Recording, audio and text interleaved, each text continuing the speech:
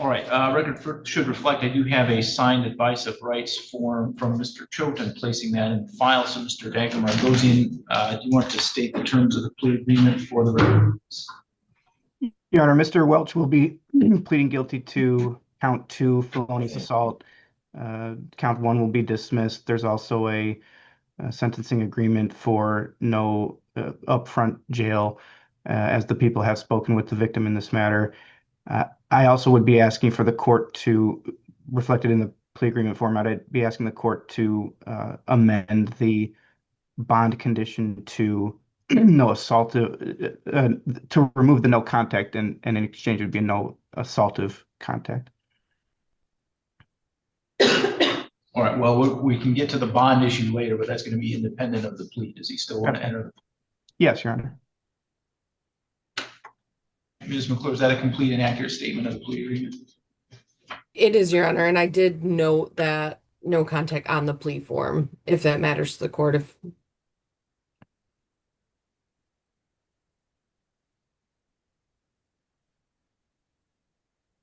And the reason I listed it on the plea form was after conferring with the victim in the case. That was something that he had requested. Okay, Mr. Welch, would you raise your right hand, please? Do you swear or affirm to tell the truth, the whole truth, and nothing but the truth under penalty for perjury? Yes, sir, I do. And you are Isaiah Matthew Welch? Yes. Mr. Welch, you've heard the statement of your attorney and the prosecuting attorney. Your intention to plead guilty today to count 2, assault with a dangerous weapon. Yes. You understand that the maximum possible penalty for that offense is up to 4 years in prison and/or a $2,000 fine. Yes, sir. Are you satisfied with Mr. Dagmar-Margosian and the advice that he's given you? Yes. Either the prosecutor, defendant, or anyone acting on the defendant's behalf has discussed a possible sentence with the court other than as we've discussed it on the record here this morning. Is that correct, Ms. McClure? That's correct. Mr. Dagmar-Margosian? Correct, Your Honor. Is that also your understanding, Mr. Welch? Yes. If a guilty plea is accepted, there'll be no trial. That means you're giving up the rights that you would have had at trial. I'm going to explain those rights to you now to make sure that you understand. You do have the right to a speedy public trial by jury. You could ask for a non-jury trial, and if the prosecutor and the court agree, you could have a non-jury trial. You have the right to be presumed innocent until proven guilty beyond a reasonable doubt. You have the right to have the prosecuting attorney prove beyond a reasonable doubt that you are guilty, and you do not have to prove anything. You have the right to be present at your trial, to have the witnesses against you appear at your trial, and to ask those witnesses questions. You have the right to have the court order any witnesses you have for your defense to appear at your trial. You have the right to remain silent during your trial and not have that silence used against you. However, you also have the right to testify at your trial if you wanted to testify. Do you understand, Mr. Welch, that if your plea is accepted, you may be giving up the right to appeal issues that would otherwise be appealable if you were convicted at a trial? Yes. You also understand that any appeal from conviction and sentence pursuant to your plea would be by application for leave to appeal and not by right. Yes. If you are not a citizen of the United States of America, conviction of a crime can result in deportation, exclusion from admission to the United States of America, or denial of naturalization. Do you have any questions about any of the rights that I've explained to you? No, sir. Do you understand that you're giving those rights up? Yes.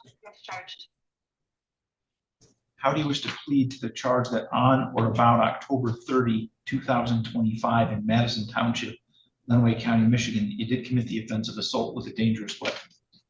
Guilty. Has anyone made any threats or promises to you to induce you to plead guilty to that charge? No, sir. You understand that if I accept your plea, you're giving up any and all claims that that plea was given as a result of threats or promises that were not disclosed to the court on the record today, or that was not your own choice to enter plea? Yes, sir. Is the prosecutor or defense counsel aware of any promises, threats, or inducements other than the plea bargain to induce Mr. Welch to plead guilty today? No, Your Honor. No, Your Honor.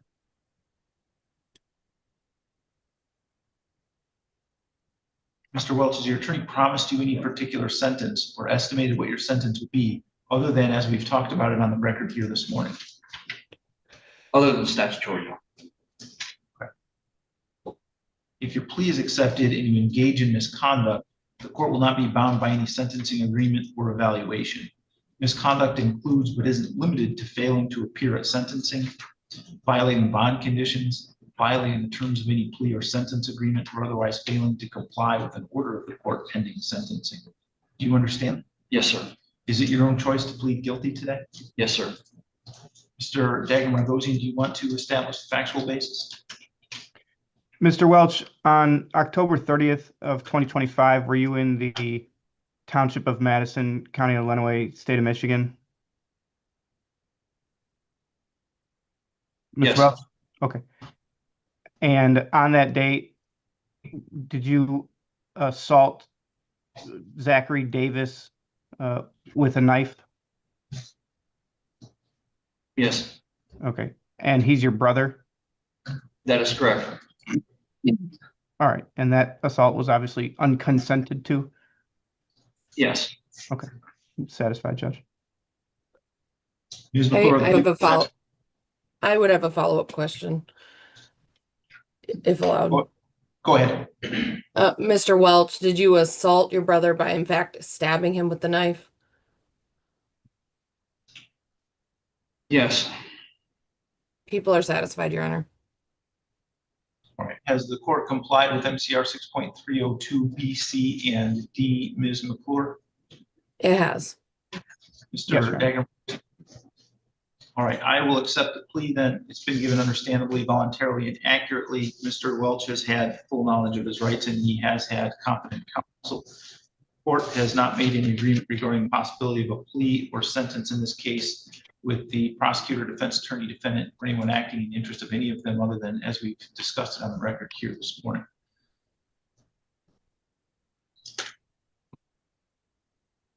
I will refer this matter to the probation department and set sentencing for April 30th at 8:15 a.m.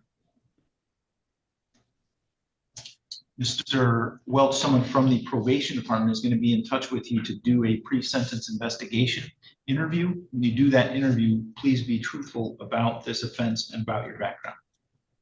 Your Honor, I am out of town on the 30th. Could we get a different sentencing date? Yes. Next available date then would be May 8th. I'm still out. That's the last day I'm out of town. Next date after that is May 14th. That's great. Thank you. So May 14th at 8:15 a.m. Okay, Mr. Welch, I'm going to ask you at this point to step across the hall to the probation office. They're going to collect your contact information and give you some instructions on what you need to do next. All right. Your Honor, I'm sorry. If I could just revisit the bond Oh, amendment. yeah, I'm sorry. Mr. Dagger-Margosian had requested a bond modification, and Ms. McClure, it's my understanding that people have no objection to that. Is that Correct. okay? If that's the case, then I will modify Mr. Welch's bond to remove the no contact order, but add that there be no assaultive contact or behavior. Thank you, Your Honor. Anything else we need to address today? No, thank you. No, thank you, Your Honor. Okay. Now, Mr. Welch, you can go ahead and step across the hall to the probation department. Thank you, sir.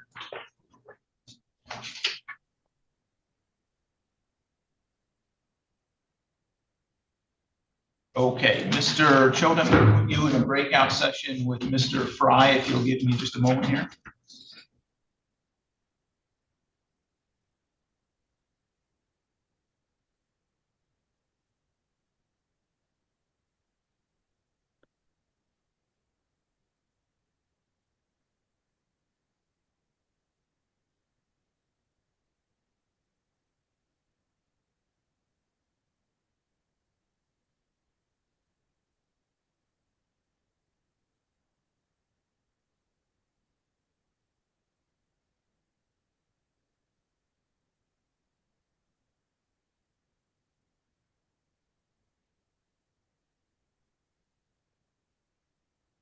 Okay, Ms. Underwood, are you ready to proceed with Ms. Glover?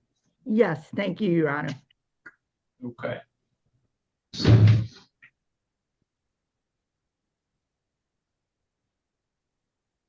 This is file 26-22530-FH, People versus Courtney Gail Glover, and we are here for a show cause hearing in this case. We are proceeding today by video conference. Ms. You are Courtney Gail Glover. Yes, Ms. Glover, have you received a copy of the motion affidavit in order to show cause? No, no, Judge, this is actually, I initiated a violation as I was not getting results from Arrowhead. After the Yeah. violation was sent out, I did receive an update from Arrowhead that states that she completed IOP and that she's going to enter their aftercare, and all drug screens have been clean. So I'll move to have this violation dismissed.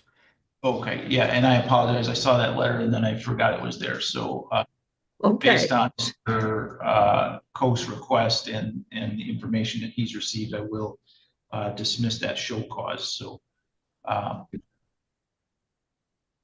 Thank believe you, it's a pretrial, Your Honor. we are otherwise set for a pretrial conference in the case. So first, let me ask the attorneys to place their appearance on the record, beginning with Ms. McClure. B.B. McClure, on behalf of the people. Rhonda Underwood on behalf of Ms. Glover this morning, Your Honor. Your Honor, the people have presented kind of a two-way offer, and I need some time to sit down with Ms. Glover and really explain it well to her so she understands it. And also, I think a COBS conference might be helpful in this case. So I believe this is our first pretrial. I would like one adjourned so that we could do that. Okay, Ms. McClure, is there anything to address from the people's side? No, Your Honor. And I would be happy to do this stip to adjourn with Ms. McClure's permission. Okay, so we could set this then for April 22nd at 8:15 a.m. Thank you, Your Honor. thank you. Okay, Ms. Glover, your next date is April 22nd at 8:15. You'll log in with all the same Zoom information you used today. Okay, thank you, thank you. Rhonda, just make sure you email to get a bench conference. Thank you. Thank you very much. You can go ahead and log out. Okay, leave, Yes. okay.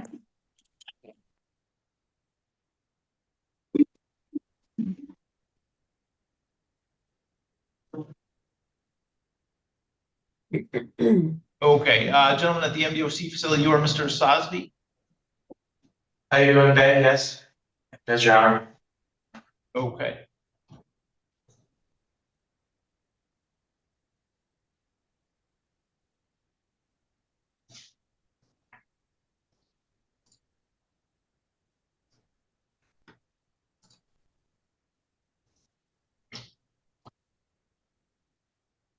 Or just keep saying he keeps taking. All right, I'm All in right, court. the gentleman at the ARF hearings one that I just brought into the room, can you tell me your name? Heath Michael Hall. Okay, Mr. Mr. Hall. I'm sorry, Ms. Underwood, do you need to speak to Mr. Hall? No, I don't believe so, Your Honor. Okay, Mr. Hall, I'm going to put you in the waiting room for just a minute. I'll be right back with you, okay? All right.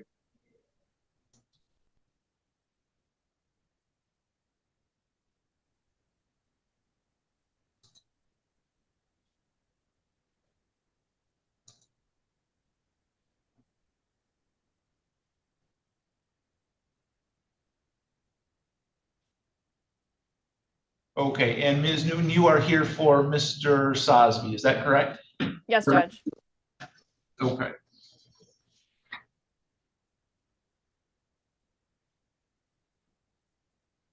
All right, this is file 09-14191-FC.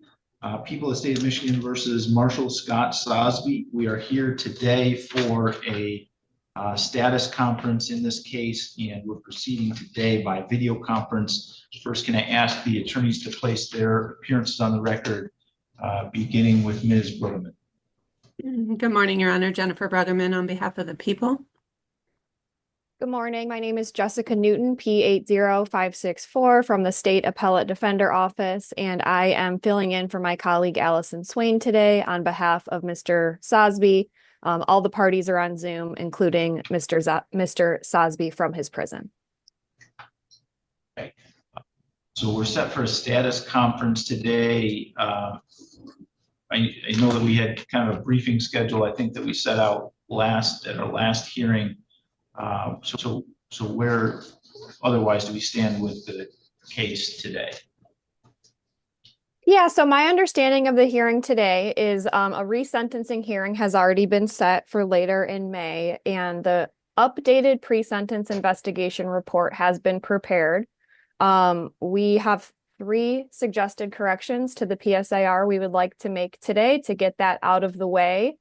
And then we're just requesting a sentencing memorandum briefing schedule just to make sure all the parties are on the same page when you would like to see our sentencing materials in advance of the sentencing hearing.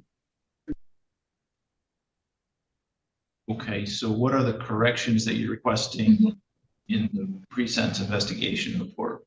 Yeah, so just for clarity, there was obviously the original pre-sentence investigation report from well over a decade ago.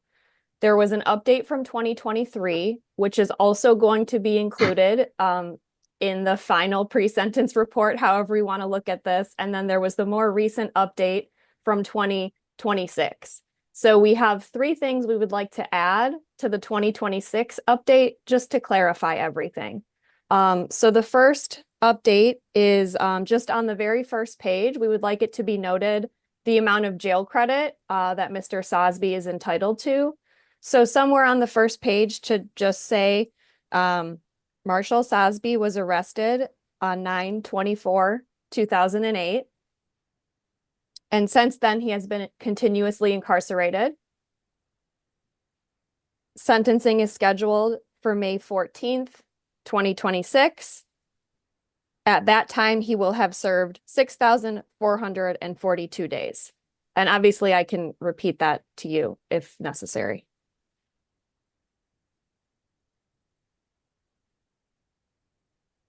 Okay, isn't the jail credit addressed on elsewhere in the report? I did not see the jail credit addressed anywhere else in this 2026 update, which is why we're asking for that addition. Okay, I don't have a copy of it in front of me. I wasn't aware that we were going to be doing this. So why don't you just tell me the other 2 additions, and then I'll look at the pre-sentence report, and if we need to get back together in advance of the sentencing hearing, we can do that. Yes, that's no problem. So we're just requesting 2 other sentences be added on page 2 of 4 to the 2026 update. And those sentences are, since the 2023 PSI update, Marshall's grandfather passed away in 2025.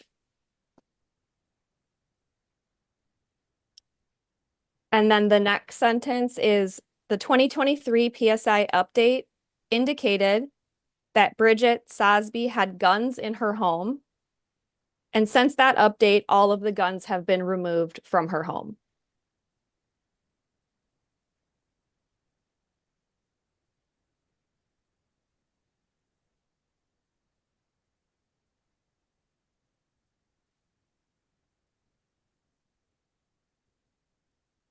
Miss Newton, Yes, could you send those changes to me, please? yes, no problem. You want my email? That would be great. TeskeyS@michigan.gov.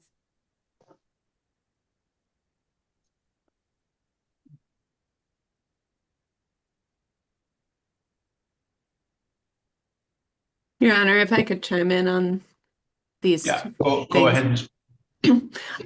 So I was emailing with Miss Swain and Miss Newton yesterday with regard to these. Obviously, I don't have any issue with the jail credit being addressed in the PSI. The updated PSI was done by Joanne Hawley, and I don't see that it is addressed in terms of how long he's been incarcerated. So that would need to be added. As far as the actual number, obviously, I'd leave that to MDOC and the court to verify.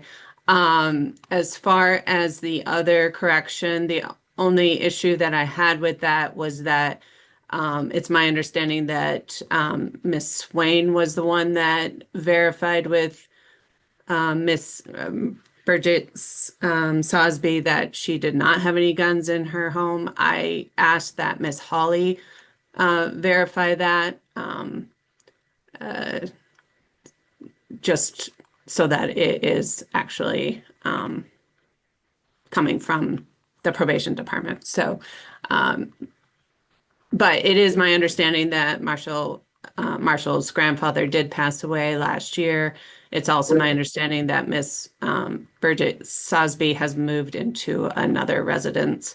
But as far as the accuracy of the gun issue, I cannot speak to, and I would ask that probation confirm that.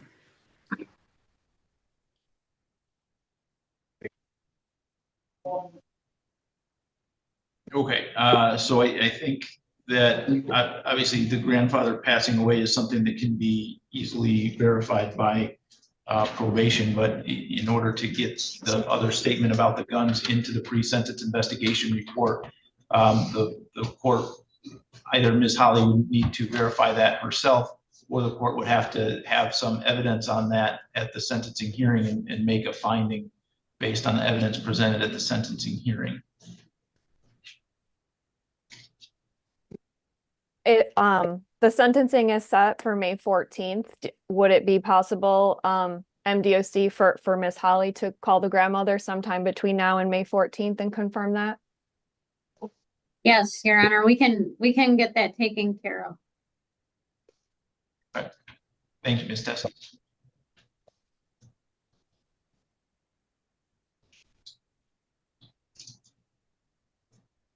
And then, Your Honor, the last time we were here, I don't believe we set this resentencing date, but I don't believe that we did actually set memo deadlines because I think that was when the court ordered the updated PSI. So I think we set this status conference just to make sure that that was completed, and then make sure that the 5/14 resentencing date would be still a viable date. So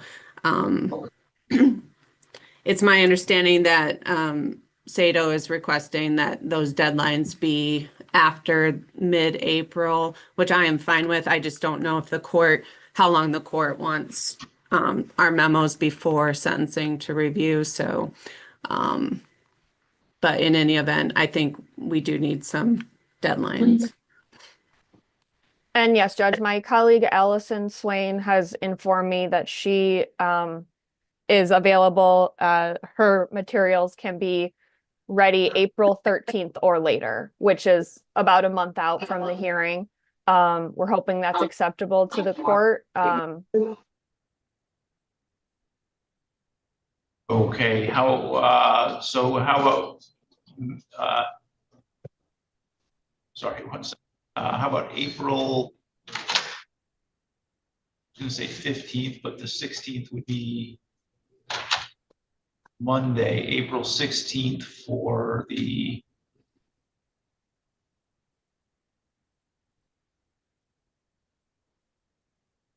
defendant's brief, and then I'm seeing April 16th as a Thursday. Oh, I'm sorry, I apologize, I'm looking at March. Let's get to the right month. So April 15th would be a Wednesday, so why don't we go with the 15th for the defense and the 30th for the people? Does that work? April 13th for the defense and April 30th for the people. That's fine with us. Is that okay with you? I said 15th for the defense. It's only 2 days, but Yes, 15th, that's fine. And Ms. Brugman, is the 30th okay for the people? Yes, that works, Your Honor. Thank you. All right.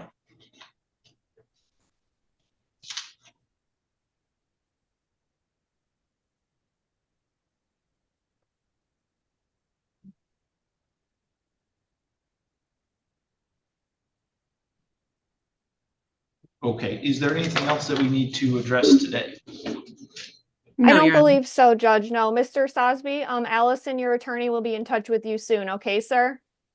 Yeah, thank you. Okay, thank you.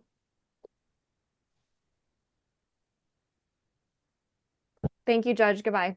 Okay, thank you. Have a nice morning. Mr. Sosby, you can let the officers with you know that you're done with court for today. Yeah, have a good one. Thank you. Thank you, Your Honor. He's got his fingerprints. The CSC box is not checked. There's no CSC in my file. Okay. All right. Sorry Ms. about that. Ms. Underwood, are you ready to proceed with Mr. Hall? Yes, Your Honor, we are. Okay. This is file 24-21859-FH, People of the State of Michigan versus Heath Michael Hall. We are here today for a competency review. We are proceeding today by video conference. First, can I have the attorneys place their appearances on the record, beginning with Ms. McClure? E.V. McClure, map the people. Rhonda Underwood on behalf of Mr. Hall this morning, Your Honor. And- Okay. Go ahead. Your Honor, we have received an update from certified forensic examiner Kowek through Dr. Vandenberg that Mr. Hall remains incompetent and is not restorable, Your Honor. And I believe we're approaching the deadline on this case, Your Honor. Mr. Hall is, as you know, a resident of the Department of Corrections, Your Honor. So we're going to request that the prosecutor dismiss this action, Your Honor. And then as far as a probate action, I'm not sure that they would proceed with that, or, you know, I mean, he's in the Department of Corrections. All right. Ms. McClure, anything you would like to add from the people's side? It was a little bit hard to hear, Miss Underwood, but I do think that we've prepared an order to the effect of him being incompetent and not restorable. And then I would just ask that she follow up with Mr. Sneed on the next steps. All right. Court does have the letter dated March 10, 2026, authored by Dana Horwick, licensed master social worker. The people or the defense have any issue with admission to that for the court's consideration? No, Your Honor. Ms. Underwood, any issue with the court relying on the March 10, No, 2026 issue letter? at all, Your Honor. Okay, does either party have any other evidence they want to present on the issue? I'm sorry? No, Your Honor. Do you have any other evidence you want to present on the issue of competency? No, Your Honor. Okay. The court has reviewed that March 10, 2026 letter from Ms. Horwick. Indicates that in their evaluation, Mr. Hall is not competent to stand trial and is not likely to gain competence before the time frame allotted by statute expires. For the reasons stated in that letter, I agree with that finding and conclusion.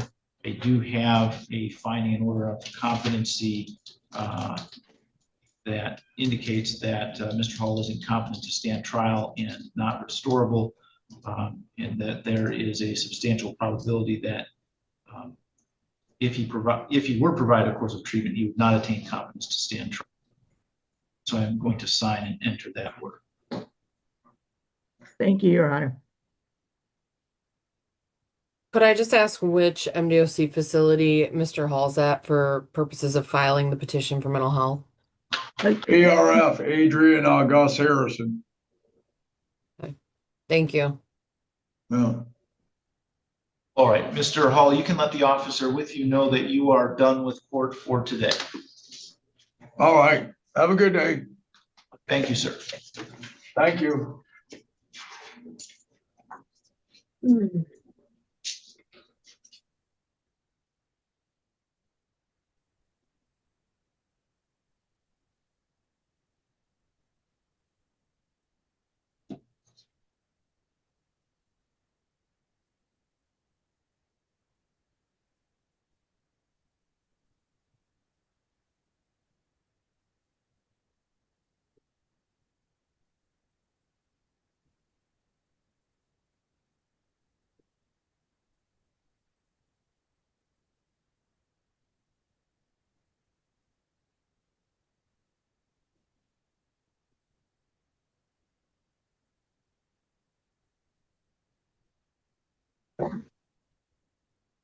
I have an MRF Hearings 2 device logged in. Is there anyone in that room?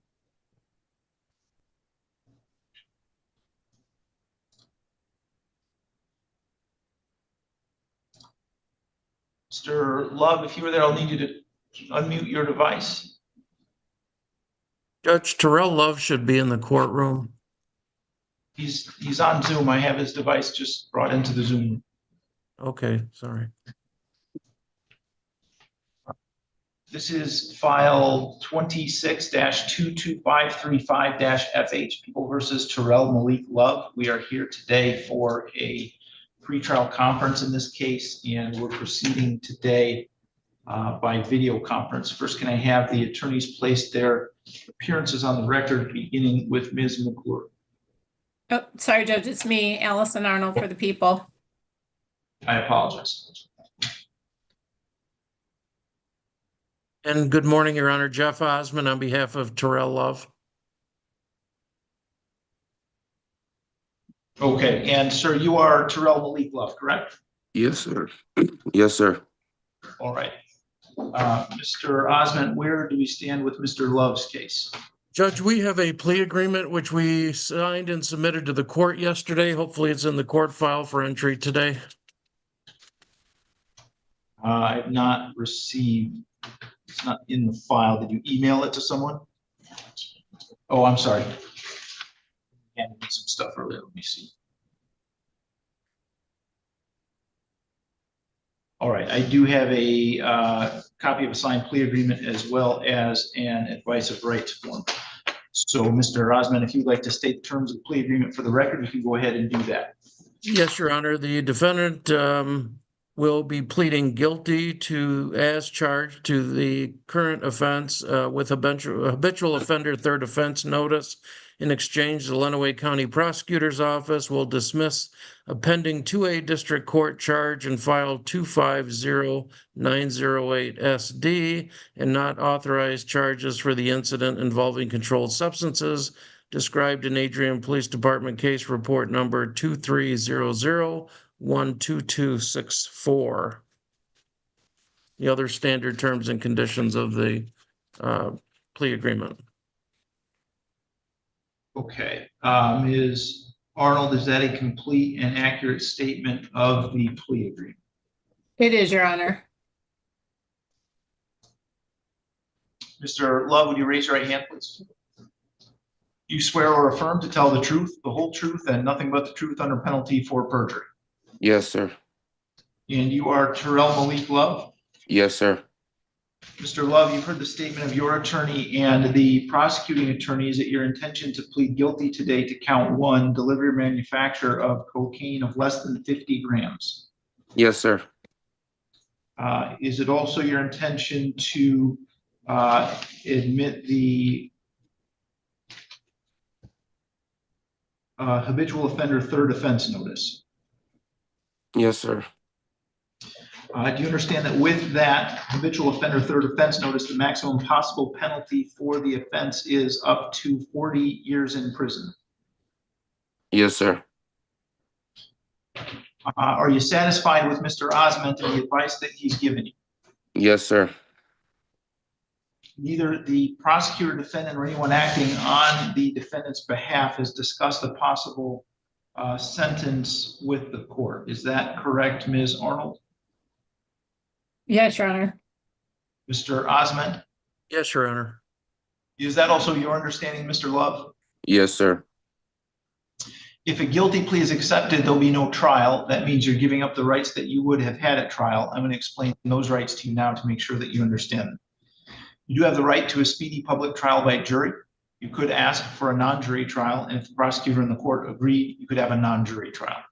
You have the right to have the prosecuting, you have the right to be presumed innocent until proven guilty beyond a reasonable doubt. You have the right to have the prosecuting attorney prove beyond a reasonable doubt that you are guilty, and you do not have to prove anything. You have the right to be present at your trial, to have the witnesses against you appear at your trial, and to ask those witnesses questions.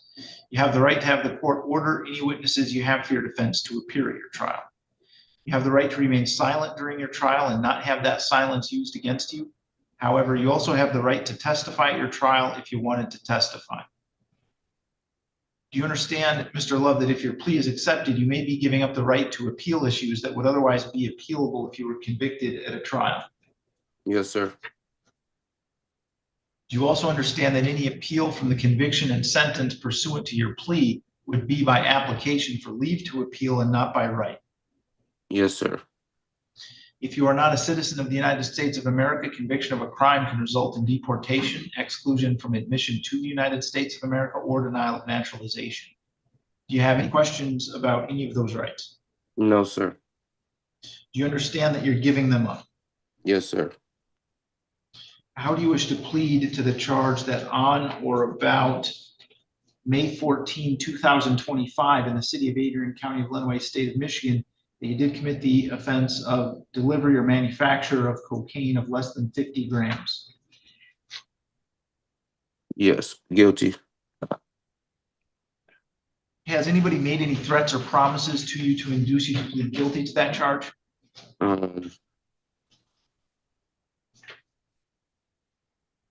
Really, with that being said,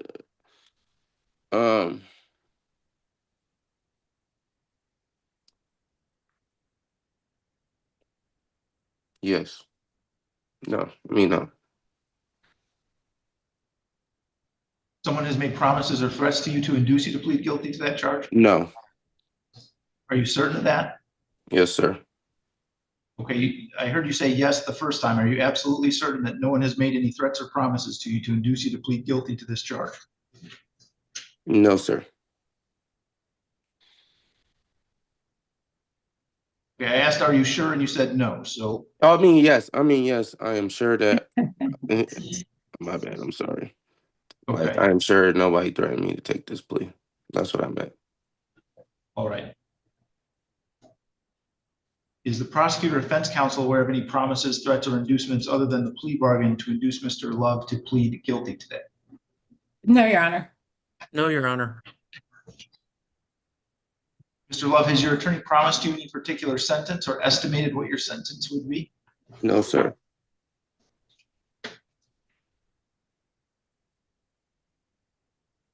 If your plea is accepted and you engage in misconduct, the court's not bound by any plea sentencing agreement or evaluation. Misconduct includes but is not limited to absconding or failing to appear at sentencing, violating bond conditions, violating the terms of any plea or sentence agreement, or otherwise failing to comply with an order of the court pending sentencing. Do you understand that? Yes, sir. Is it your own choice to plead guilty today? Yes, sir. Mr. Osmond, do you want to establish the factual basis? Sure. Mr. Love, on or about May 14th, 2025, were you located in the city of Adrian in the county of Lenawee in the state of Michigan? Yes, sir. And at that date and time and location, did you possess with the intent to deliver less than 50 grams of a mixture containing the controlled substance cocaine? Yes, sir. I have nothing further. Thank you. We need to establish the habitual offender supplements. Yeah.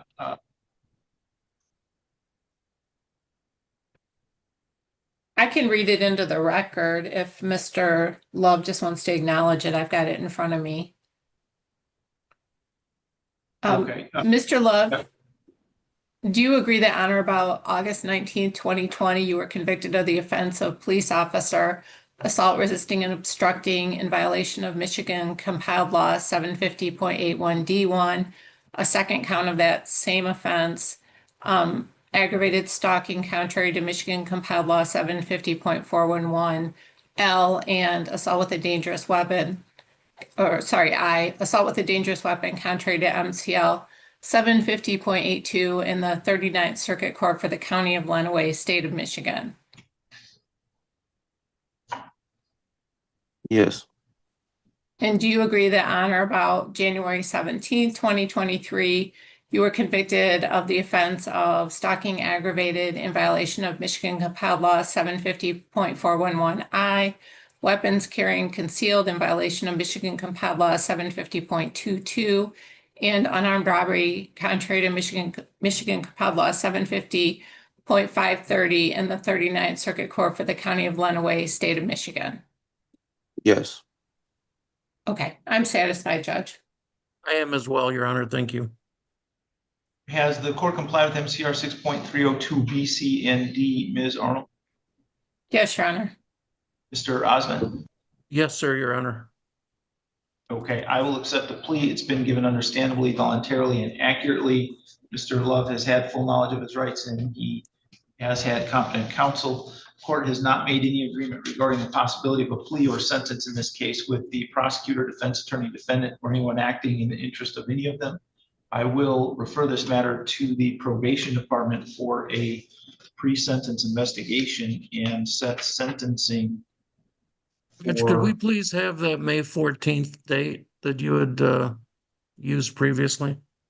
I don't have any other availability on that date because of the nature of the sentencing that I'm going to have. So I can do May 8th or May 15th.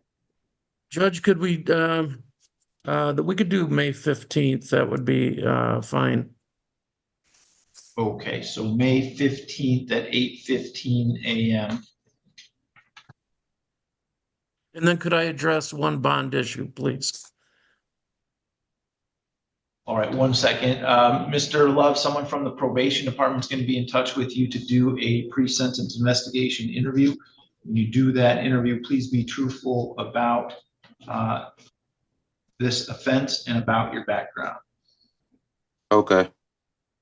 Mr. Osmond, what is the bond condition that you wanted to address? Judge, he has been testing since April, I believe, of 2025, weekly drug testing at $20 a week. And then there was a time period from June to September. He was being tested, I think, twice a week for $40 a week. Since he's taken this plea and he did complete rehab at Salvation Army Harbor Light while this was all pending, and he's never tested dirty on the drops. For financial reasons, he was wondering if you could eliminate the drug testing altogether, or maybe reduce it down to once a month. And Judge, we would have no objection to either, given that history. Okay, Mr. Coast, anything you would like to weigh in on? And Judge, he has done really well with testing. It should be noted back in July of 25, he did have a couple positive cocaine. Also a positive cocaine in August of last year, but ever since then, he's done very well. Since completing Salvation Army Harbor Light, he's usually negative or he's positive for THC, but he has presented a card, so he's been good.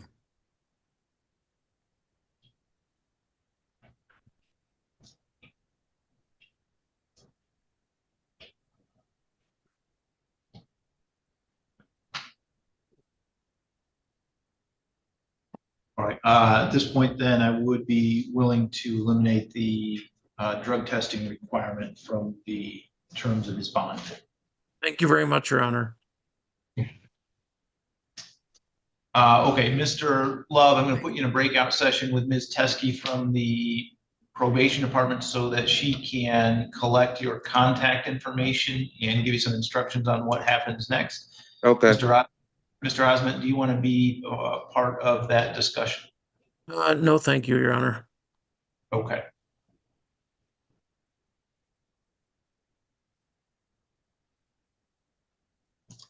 Have a good day, Your Honor. Thank you, you too.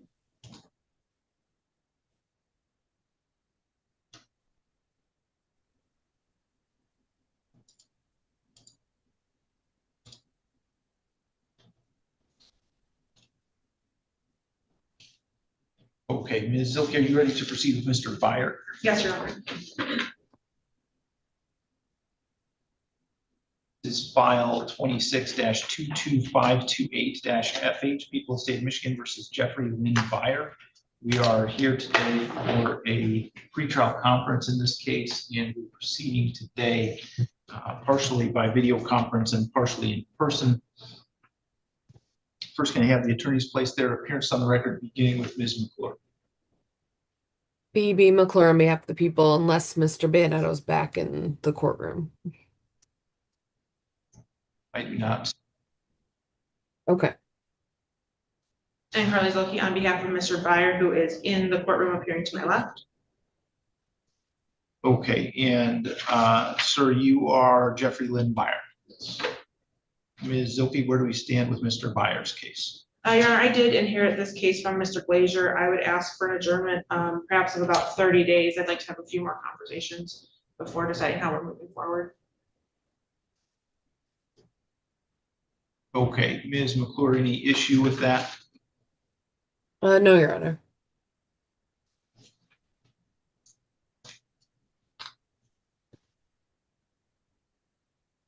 Okay, we can adjourn this to April 22nd at 8:15 a.m. Thank you, Your Honor. I can prepare the stipend order on that, and I will ask Mr. Banetto for his permission. Okay. Anything else we need to address today? No, Your Honor, thank you. Okay, thank you. Then we're all set on that. Who was that case, Your Honor? That was Byer, Jeffrey Lynn Byer. Okay, thank you.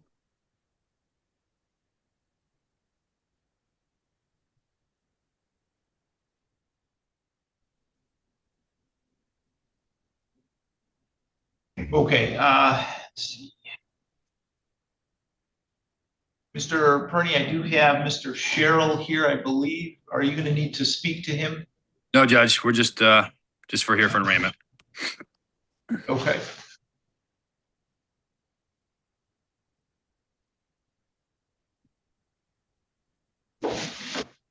And then Mr. Avro, I have Mr. Goic here also. Are you going to need to speak to him? No, Your Honor. Okay. All right, this is file 26-22585-FH.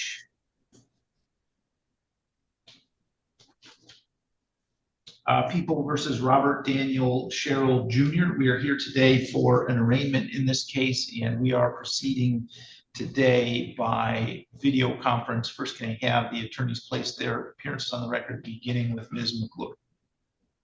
B.B. McClure on behalf of the people. And hi, Judge. My name is Eric Perney here on behalf of Mr. Sherrill Jr., P79467. And sir, you are Robert Daniel Sherrill Jr.? Correct. Mr. Perney, does Mr. Sherrill wish to have the information read? No, we already received the information. I'll ask the court to waive the former reading and have my client stand mute. All right, I will enter a not guilty plea then for Mr. Sherrill, and we can set a pretrial conference in this case for about May 13th at 8:15 a.m. That works for me, Your Honor. Is there anything else we need to address with Mr. Sherrill's case? Not from defense, Your Honor. No, thank you. Okay, so Mr. Sherrill, your next court date is May 13th at 8:15 a.m. You'll log in using all the same Zoom information that you used today. Thank you, Your Honor. Thank you, Your Honor. Okay, thank you. You're all set. Thanks.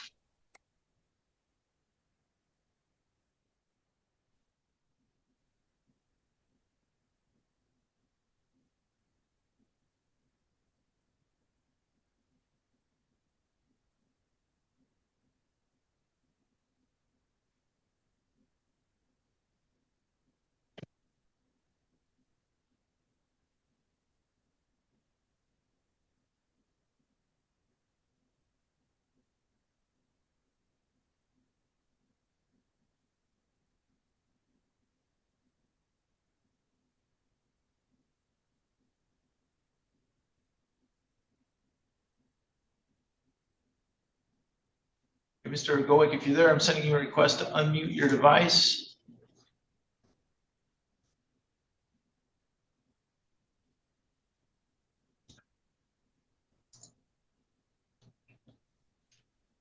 Okay, this is file 25-22470-FH and 25-22471-FH, People versus Michael Andrew Goic. We are here today for pretrial conferences in both of those cases and proceeding today by video conference. First, can I have the attorneys place their appearance on the record, beginning with Ms. McClure. E.B. McClure, map the people. Good morning, Your Honor. Anthony Abro here on behalf of the defendant, Michael Goic. All right, and sir, you are Michael Andrew Goic? Yes, sir. All right.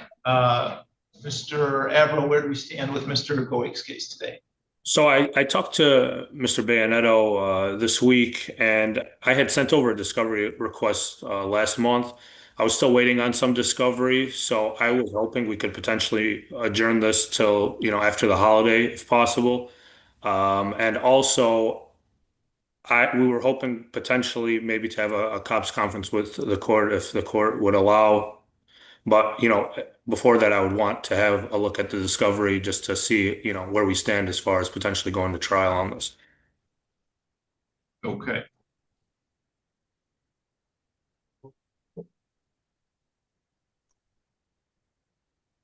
Right, we could set this for a pretrial on April 22nd. Let me just check my calendar real quick here, if that's fine. But I think I should be good.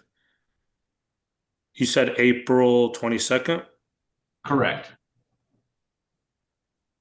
Yeah, that works for me. At what time, Your Honor? At 8:15 a.m. April 22nd, 8:15. Okay, thank you, Your Honor. All right, so Mr. Goic, your next date will be April 22nd at 8:15 a.m. You'll log in using all the same Zoom information that you used today. Okay. And Mr. Abro, can you prepare a stipulation in order for that adjournment? Yes, Your Honor. And do I have permission to sign the people's name, or would they like me to send it over? You can sign. Okay. Okay, I think we're all set then. Mr. Goic and Mr. Abro, you can go ahead and log out. Thank you, Your Honor. You have a great day. Thank you.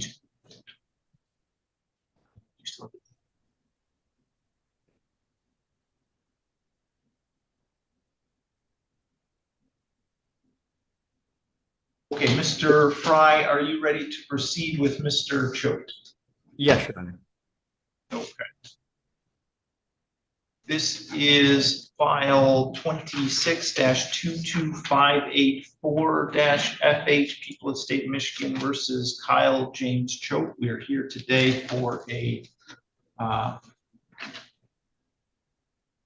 arraignment. In this case, we're proceeding today by video conference. First, can I have the attorneys place their appearances on the record, beginning with Ms. McClure. E.B. McClure, map the people.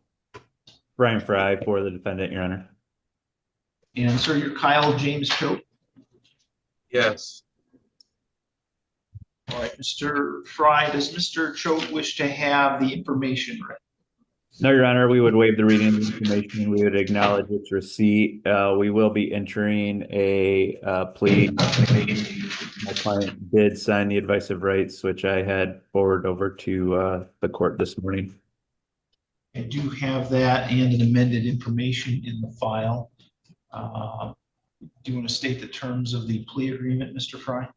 Yes, Your Honor. So the terms of this plea agreement are that my client would plead to guilty to count 5, resisting or obstructing a police officer, as well as added count 6, possession of cocaine. All other charges, all other remaining counts in the habitual offender supplements would be dismissed. There is a sentencing agreement in this case where my client would serve 6 months in the Lenawee County Jail. Any term above that the court wished to order would be suspended, if any. And then the court also has the discretion to place Mr. Choate on probation with any terms or amount that the court determines is appropriate. Ms. McClure, is that a complete and accurate statement of the plea agreement? It is, Your Honor. Mr. Choate, will you raise your right hand, please? You swear or affirm to tell the truth, the whole truth, and nothing but the truth under penalty for perjury? Yes. And you are Kyle James Choate? Yes.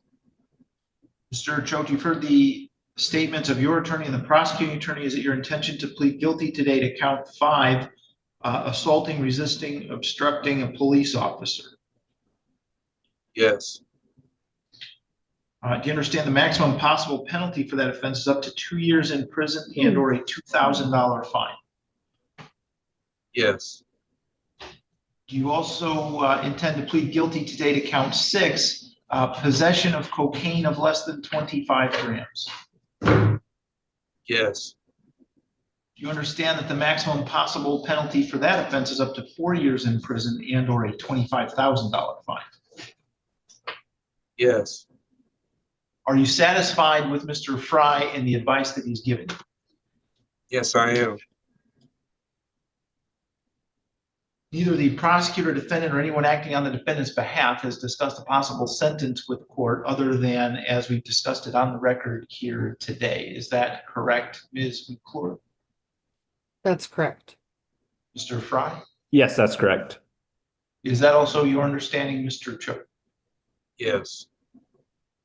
If a guilty plea is accepted, there'll be no trial. That means you're giving up the rights that you would have had at trial. I'm going to explain those to you now to make sure that you understand them. You do have the right to a speedy public trial by jury. You could ask for a non-jury trial, and if the prosecutor and the court agreed, you could have a non-jury trial. You have the right to be presumed innocent until proven guilty beyond a reasonable doubt.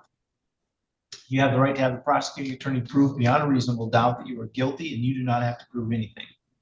You have the right to be present at your trial, to have the witnesses against you appear at your trial, and to ask those witnesses questions. You have the right to have the court order any witnesses you have for your defense to appear at your trial. You have the right to remain silent during your trial and not have that silence used against you. However, you also have the right to testify at your trial if you wanted to testify. Do you understand, Mr. Choate, that if your plea is accepted, you may be giving up the right to appeal issues that would otherwise be appealable if you were convicted at a trial? Yes.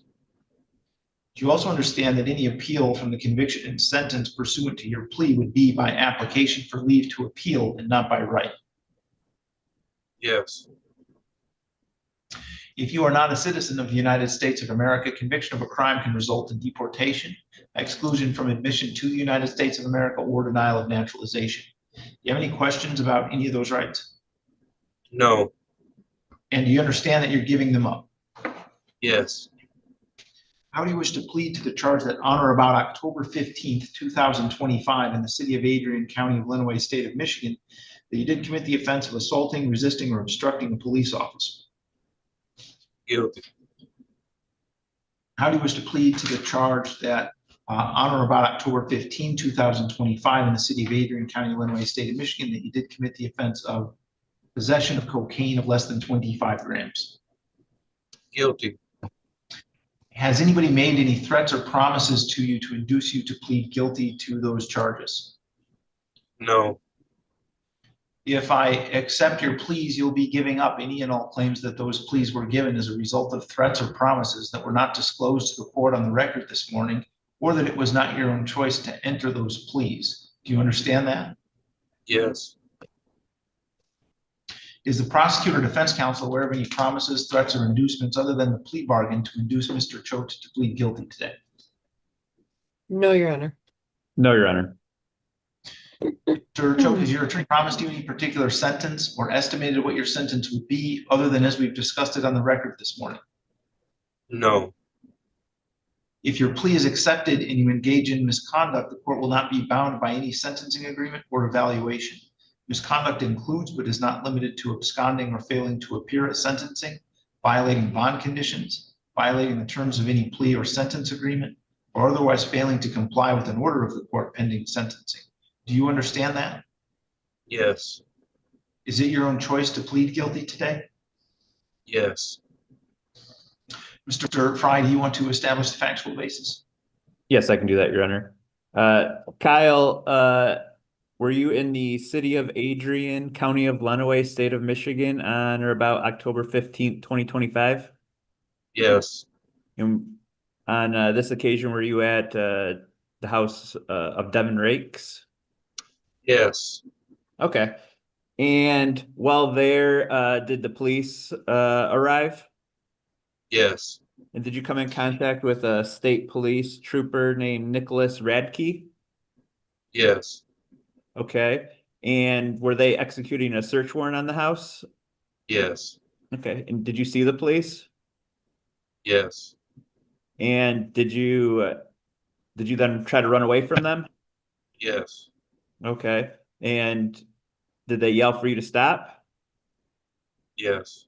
Okay. And you did not obey their commands, is that right? Yes. Okay. Then also on that occasion, were you in possession of a controlled substance? Yes. Specifically, was that a mixture of some powder that contained cocaine? Yes. And you knew it was cocaine? Yes. And would you agree that the amount of that cocaine was less than 25 grams? Yes. And you didn't have any legal authority to possess that cocaine, is that also correct? No, sir. Okay. Okay, I have nothing further. You were mute, The Ms. people are also satisfied, Your Honor. Okay. Has the court complied with MCR 6.302 B, C, and D? It has. Yes, Your Honor. All right, I will accept the plea then. It's been given understandably, voluntarily, and accurately. Mr. Choate has had full knowledge of his rights and he's had competent counsel.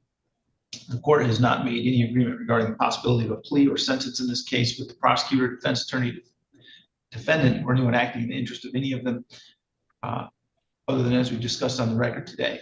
I will refer this matter to the probation department for a pre-sentence investigation and set sentencing for May 8th at 8:15 a.m. Thank you, Your Honor. Mr. Choate, someone from the probation department will be in touch with you to do a pre-sentence investigation interview. When you do that interview, please be truthful about this offense and about your background. Okay. All right, you are all set. You can let the officer with you know that you're done with court for today. All right.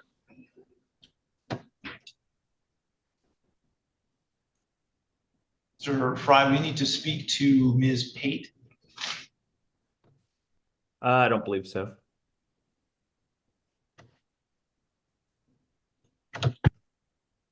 Yes, but she's at a rehab facility.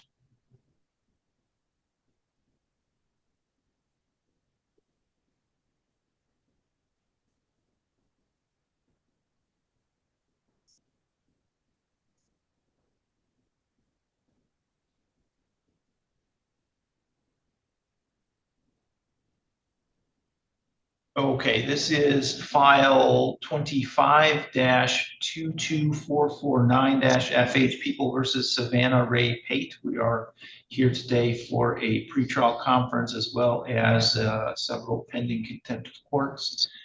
We are proceeding today by video conference. First, going to have the attorneys place their appearance on the record, beginning with Ms. Arnold. Allison Arnold for the people. Brian Fry for the defendant.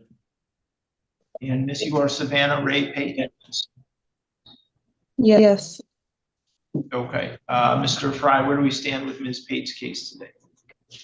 Yes, Your Honor. So she is in drug rehab in Ann Arbor currently. We had this set for a pretrial. I have spoken with Miss Arnold as we've kind of been waiting on, some other evidence that Miss Arnold's been looking into regarding, allegations against my client. My understanding is that there hasn't been progress on that yet, so we're still waiting on that.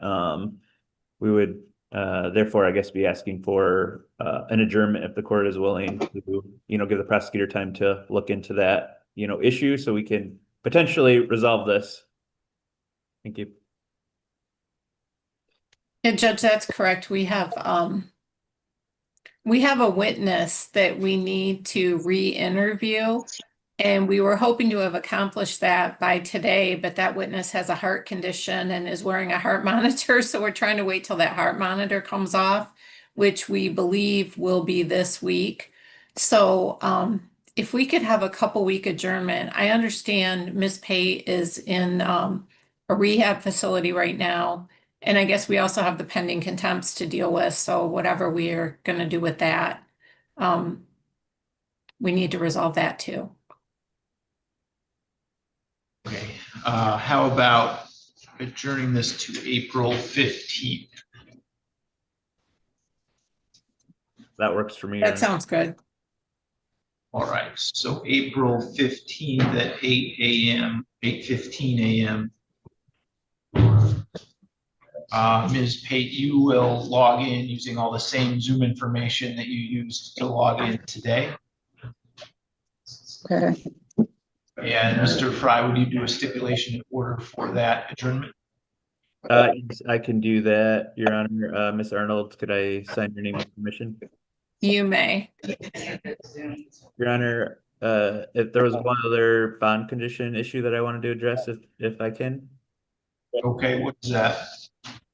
Your Honor, so my client is currently at New Vision in Ann Arbor doing drug rehab. The court had allowed her to do that, and she does have a tether on. So, my understanding is that she, so far is doing good, but she's pretty new into the program there, but she has made it successfully. I think she was transported by her father, and that went smoothly.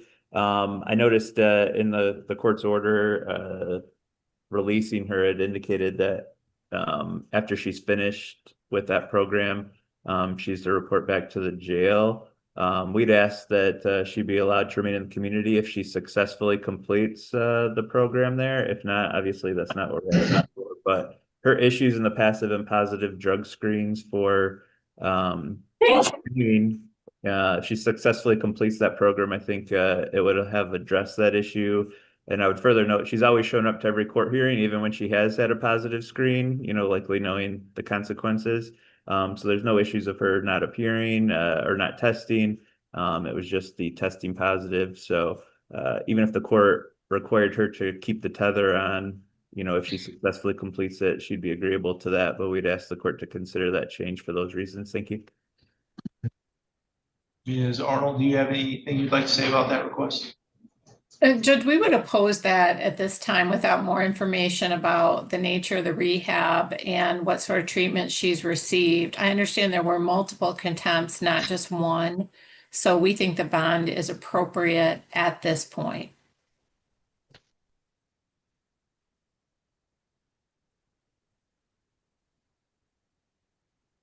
Will she be completed with rehab by the 15th, or how long does that go? Do you know? I think she will be very close. So either she has almost completed it or she would have already completed it within like a week or so of that date.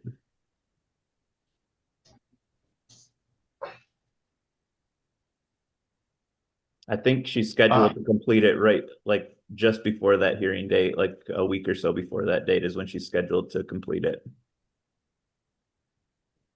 I'm not willing to make that change at this time.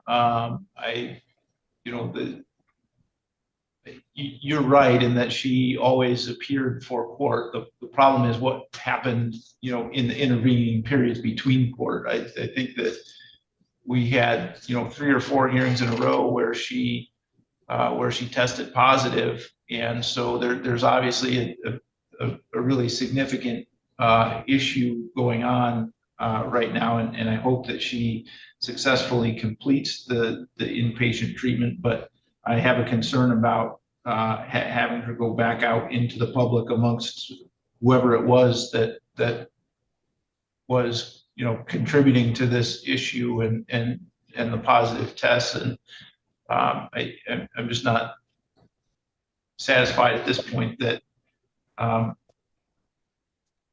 a few weeks of rehab is sufficient to release Ms. Pate out into the public to go back to, or at least have the risk of going back to, whatever it was in her life that was leading her to do that. So I'm going to deny that request this time.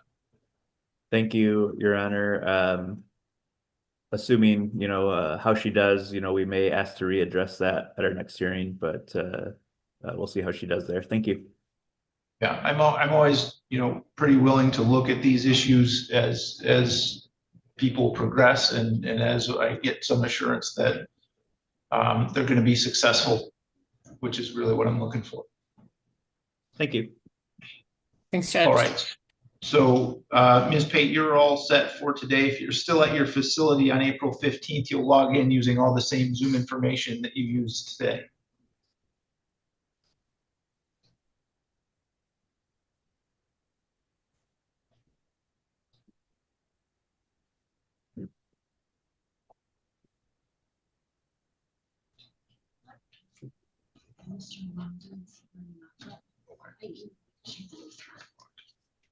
Ms. Underwood, we do have Mr. Wilder here in person. He's in lockup right now.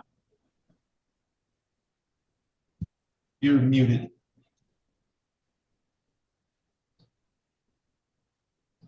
Thank you, Your Honor. I will go down and talk to him. Thank you. Okay.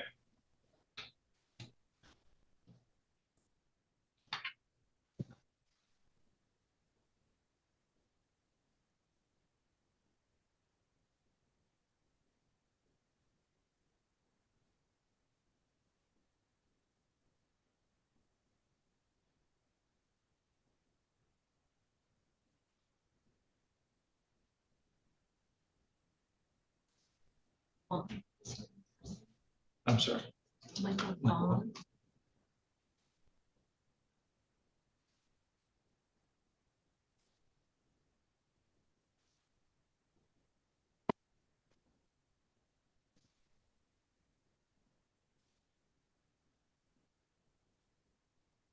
Okay, and the gentleman at the MDOC facility, can you tell me your name? Thomas H. C. Coleman.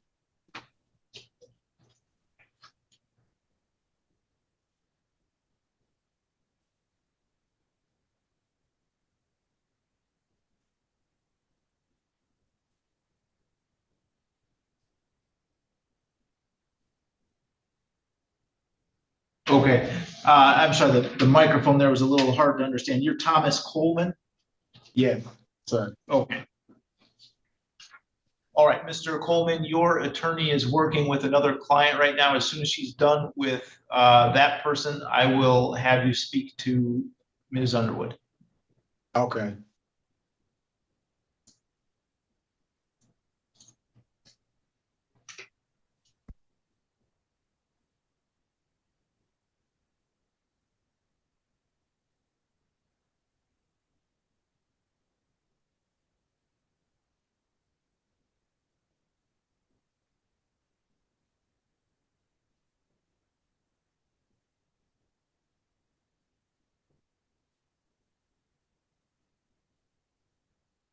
All right, I have someone logged in on a device labeled Motorola Moto G Power 2025. I'm going to send you a request to unmute your device.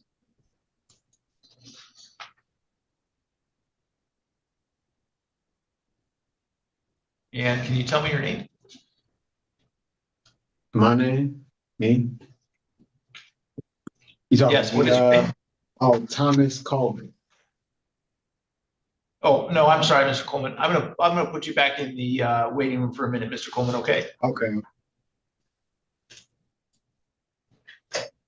Okay, the person logged in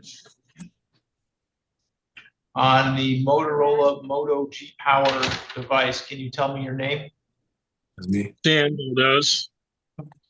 I'm sorry, I was not able to hear that.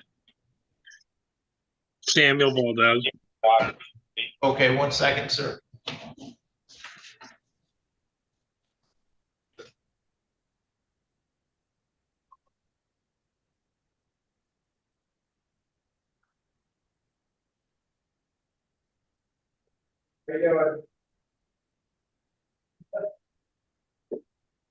Okay, Mr. Valdez, I'm gonna put you back in the waiting room. Mr. Murphy is not logged into my court yet, so as soon as he gets here, I'll bring you back in. Okay, Your Honor.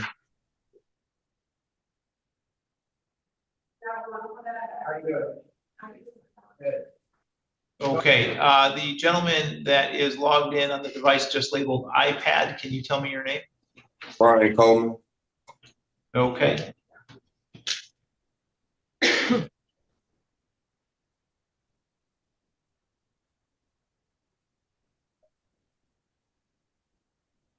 Ms. Zilke, do you need to speak to Mr. Coleman? If I could briefly, thank you. Okay, just.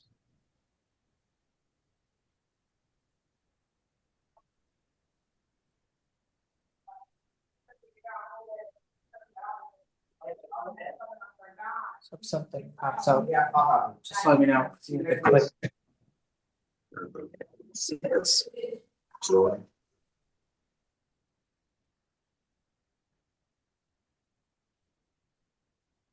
Okay, Ms. Demont, do you need to speak to Mr. O'Brien? No, Your Honor.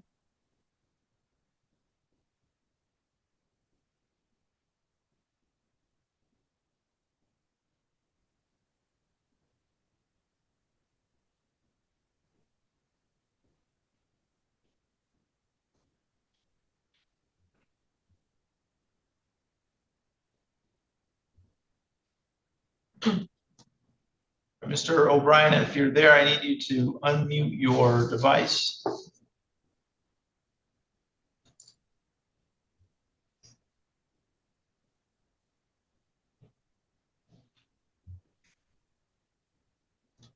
Okay, this is file 26-22555-FH and 26-22556-FH. We are here today for a pretrial conference in both of those files, and we are proceeding today by video conference. First, can I have the attorneys place their appearances in the record, beginning with Ms. McClure? Phoebe McClure, on behalf of the people. Katarina Dumont for Mr. O'Brien. Okay, and Ms. Dumont, where do we stand with Mr. O'Brien's case today? Your Honor, I spoke with Mr. Sneed yesterday. He indicated he would like another pretrial date to be able to get me that formal offer so I can give it to my client to sign along with his advice of rights. So we would just need another pretrial date. Okay, Ms. McClure, anything from the people's side? No, nothing on behalf of people. All right, how about April 1st at 8:15? Perfect. Okay, so Mr. O'Brien, your next date is April 1st at 8:15 a.m. You will log in using all the same Zoom information that you used today.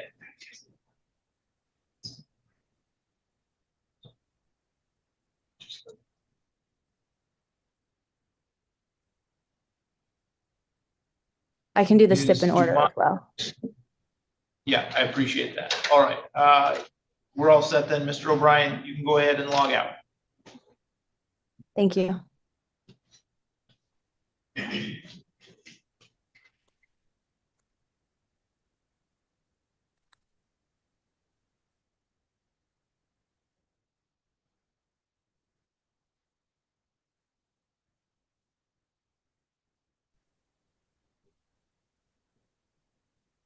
Okay, Mr. Murphy, I have Mr. Vaughn here in the courtroom. Are you going to need to speak to him? Yes, Your Honor, if you could step out and use the tablet or whatever. Mr. Vaughn, if you'll step outside, there's an iPad up just outside the door. The bailiff will help you get set up on that. All right. Thank you, Your Honor.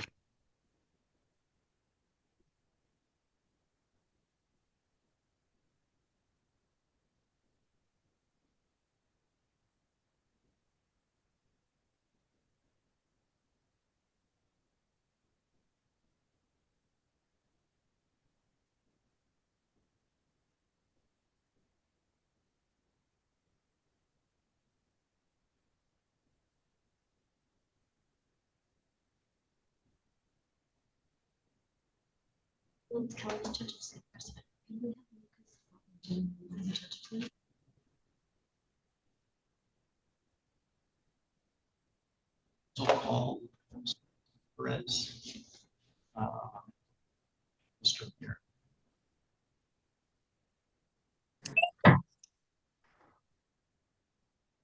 Okay, 1 second, Mr. Vaughn. It's so quiet. Yeah. That way you're gonna have to put your ear right on it, then I'm gonna scream at something. They were supposed to straighten that up.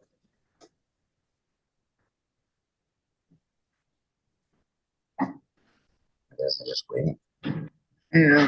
Join breakout room. Yes.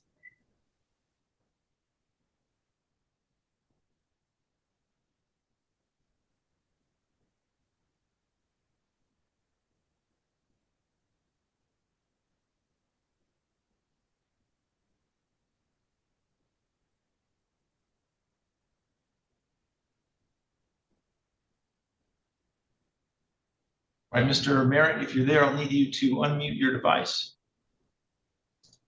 Okay, I'm unmuted. Okay, 1 second. All right, this is file 25-22173-FH, People of the State of Michigan versus Brian Lee Merritt. We are here today for a pretrial conference. In this case, we're proceeding today by video conference. Ms. McClure, would you like to place your appearance on the record? B.B. McClure, of the people. And Ms. Merritt, are you driving right now? Yeah, I'm pulling over. Let me know when you're stopped.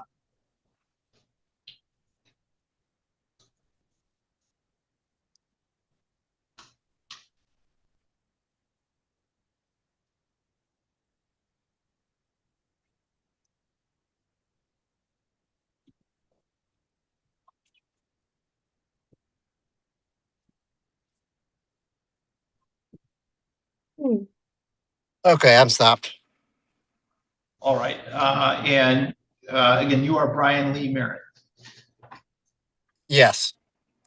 Okay, Mr. Merritt, at the last hearing I think we had on this, your attorney, Mr. Monterez, withdrew from representation.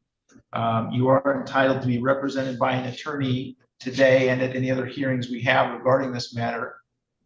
And if you can't afford an attorney, you can tell me that. I'll appoint one for you from the public defender's office. Do you understand that? Yes.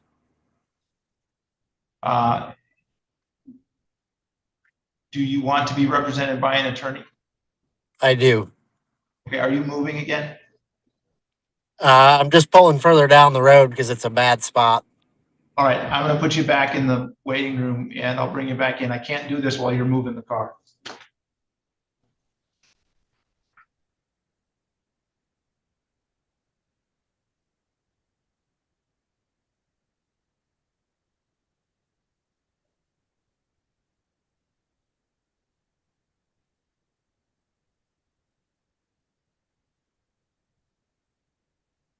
Okay, I'm sorry, Ms. Zilke, are you ready to proceed with Mr. Coleman? Yes, Your Honor.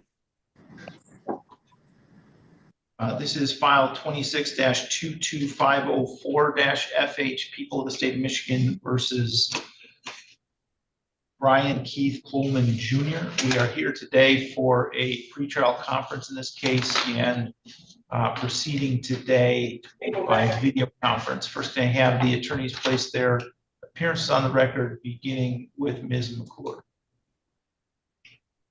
B.B. McClure, of the people. Carly Zilke, on behalf of Mr. Coleman, who is appearing via Zoom from the Kalamazoo County Jail. All right, and sir, you're Brian Keith Coleman. Yes, sir, I am. Ms. Zilke, where do we stand with Mr. Coleman's case today? Your Honor, Mr. Coleman is prepared to plead guilty to an agreement. We have that signed agreement that was sent over to the court just a couple moments ago. That would be to counts 1 and 2. There was a Cobb's agreement that is not on the written plea as well.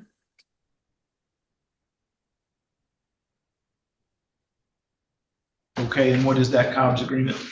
The Cobb's agreement, the conference was held on March 5th, and the agreement was for the court to not do an additional upfront jail sentence beyond the 8-month sentence that he is currently serving in the Kalamazoo County Jail, where he has a scheduled out date of August 20th, 2026.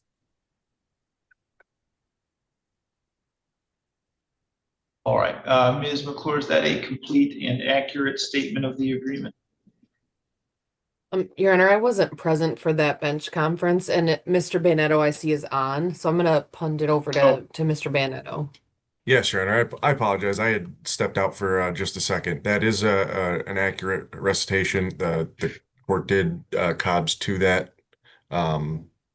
No further incarceration after his sentences in Kalamazoo is completed. Okay. I also do have a signed advice of rights form in the file back from February 18th. So Mr. Coleman, would you raise your right hand, please? Yes, sir. Do you swear or affirm to tell the truth, the whole truth, and nothing but the truth under penalty for perjury? Yes, sir. You are Brian Keith Coleman Jr.? Yes, sir, I am. And Mr. Coleman, you heard the statements of your attorney and the prosecuting attorney. Is it your intention to plead guilty today to count 1, possession of a financial transaction device? Your Honor, I apologize. I should have specified, sorry. I should have specified it is a no contest plea to counts 1 and 2. Oh, okay. Is it your intention, Mr. Coleman, to plead no contest to count 1, possession of the financial transaction device of Mr. Eldridge? Yes, sir. Is it also your intention to plead no contest to count 2, which is another count of possession of financial transaction device, again, with respect to Mr. Eldridge? Yes, sir. Do you understand that both of those charges are, the maximum possible penalty is up to 4 years in prison and or a $5,000 fine? Yes, sir, I do. Are you satisfied with Ms. Zilke and the advice that she's given you? Yes, sir, I am. Neither the prosecutor, defendant, or anyone acting on the defendant's behalf has discussed a possible sentence with the court other than as we've discussed it on the record here today. Is that correct, Mr. Banetto? That's correct, Your Honor. Ms. Zilke? Correct, Your Honor. Is that also your understanding, Mr. Coleman? Yes, sir, it is. If a guilty plea is accepted, there'll be no trial. That means you're giving up the rights that you would have had at trial. I'm going to explain those rights to you now to make sure that you understand them. You do have the right to a speedy public trial by jury. You could ask for a non-jury trial, and if the prosecutor and the court agreed, you could have a non-jury trial. You have the right to be presumed innocent until proven guilty beyond a reasonable doubt. You have the right to have the prosecuting attorney prove beyond a reasonable doubt that you are guilty, and you do not have to prove anything. You have the right to be present at your trial, to have the witnesses against you appear at your trial, and to ask those witnesses questions. You have the right to have the court order any witnesses you have for your defense to appear at your trial. You have the right to remain silent during your trial and not have that silence used against you. However, you also have the right to testify at your trial if you wanted to testify. You understand, Mr. Coleman, that if your plea is accepted, you may be giving up the right to appeal issues that would otherwise be appealable if you were convicted at a trial. Yes, sir, I do. I understand. You also understand that any appeal from the conviction and sentence pursuant to your plea would be by application for leave to appeal and not by right. Yes, sir, I understand. If you are not a citizen of the United States of America, conviction of a crime can result in deportation, exclusion from admission to the United States of America, or denial of naturalization. Do you have any questions about any of those rights? No, sir, I don't. And do you understand that you're giving them up? Yes, sir, I do. How do you wish to plead to the charge that on or about November 9, 2024, in the city of Adrian, County of Illinois, State of Michigan, that you did commit the offense of possession of a financial transaction device? No contest. And how do you plead to the charge that on or about November 9, 2024, in the city of Adrian, County of Illinois, State of Michigan, that you did commit the second count of possession of a financial transaction device? No contest. Has anybody made any threats or promises to you to induce you to plead no contest to those charges? No, sir. Do Do you understand that if I accept your plea, you're giving up any and all claims that your plea was given as a result of threats or promises that were not disclosed to the court on the record today, or that it was not your own choice to enter the plea? Yes, sir, I understand. Is the prosecutor or defense counsel aware of any promises, threats, or inducements other than the plea bargain to induce Mr. Coleman to plead guilty today? Or no contest, I'm sorry. No, Your Honor. Mr. Coleman, has your attorney promised you any particular sentence or estimated what your sentence would be other than as we've discussed it on the record today? No, sir. If your plea is accepted and you engage in misconduct, the court will not be bound by any sentencing agreement or evaluation. Misconduct includes but is not limited to absconding or failing to appear at sentencing, violating bond conditions, violating the terms of any plea or sentence agreement, or otherwise failing to comply with an order of the court pending sentencing. Do you understand that? Yes, sir, I do. Is it your own choice to plead guilty? Yes, I'm yes, sorry. sir. Is it your own choice to plead no contest? Yes, sir, it is. Ms. Zilge, how are we going to establish the factual basis today? I can do that through elocution. All right, go ahead.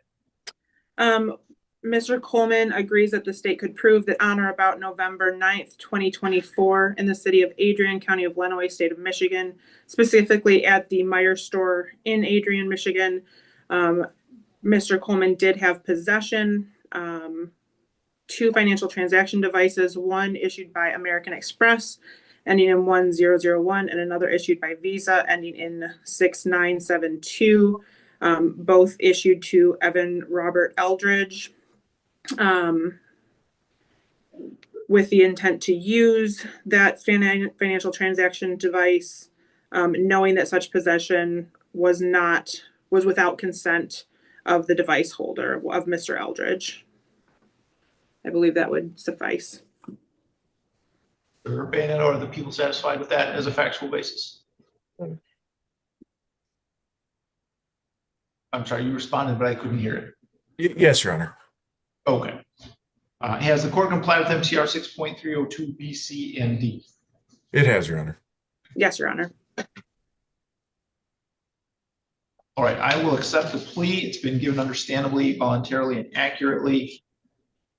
Mr. Coleman has had full knowledge of his rights and he's had counsel. The court has not made any agreement regarding the possibility of a plea or sentence in this case with the prosecutor, defense attorney, defendant, or anyone acting in the interest of any of them other than as we've discussed it on the record here today. We'll refer this matter to the probation department for pre-sentence investigation. Set sentencing for May 8th at 8:15 a.m. Mr. Coleman, someone from the probation department will be in touch with you to do a pre-sentence investigation interview. When you do that interview, please be truthful about the offenses and about your background. Okay, I will.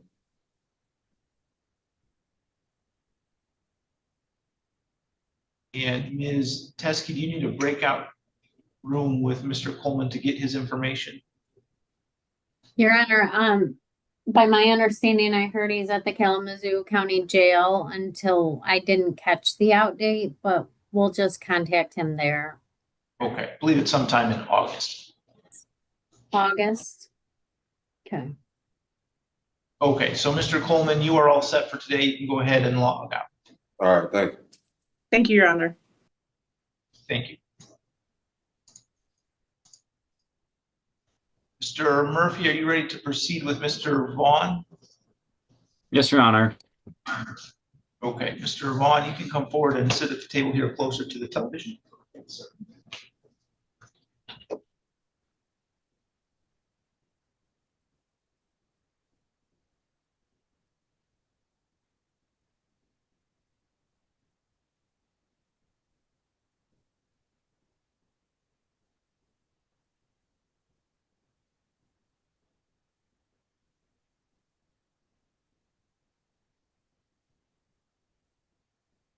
This is file 26-22527-FH, People of the State of Michigan versus Michael William Vaughn. We are here today for a pretrial hearing in this case.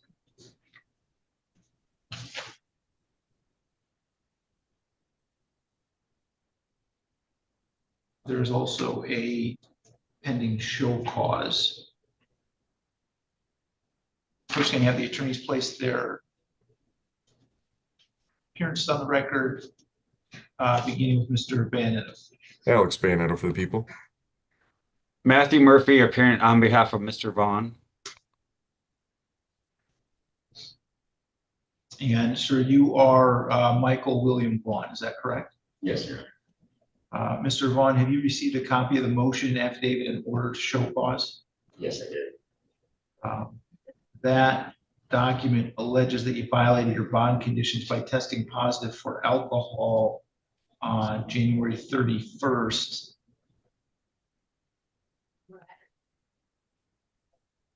Uh, 11:23 a.m., 11:29 a.m., 11:38 a.m. You understand the maximum possible penalty for a contempt of court is up to 93 days in jail or up to $7,500 in fines? I'm sorry? Yes, I know. Okay. You are entitled to have an attorney represent you with respect to that, and Mr. Murphy from the Public Defender's Office already represents you on the underlying case. You want him to address this for you as well? Yes. Mr. Murphy, do you know how Mr. Vaughn would like to proceed with respect to the contempt? Your Honor, can we just enter a not guilty plea right now in regards to that and set another pretrial for the underlying case? There is an offer that's been conveyed by the people in this matter for Mr. Vaughn to plead to possession of methamphetamine and operating under the or operating while intoxicated. The possession of methamphetamine, the people would have no objection to that being done under the 7411 statute.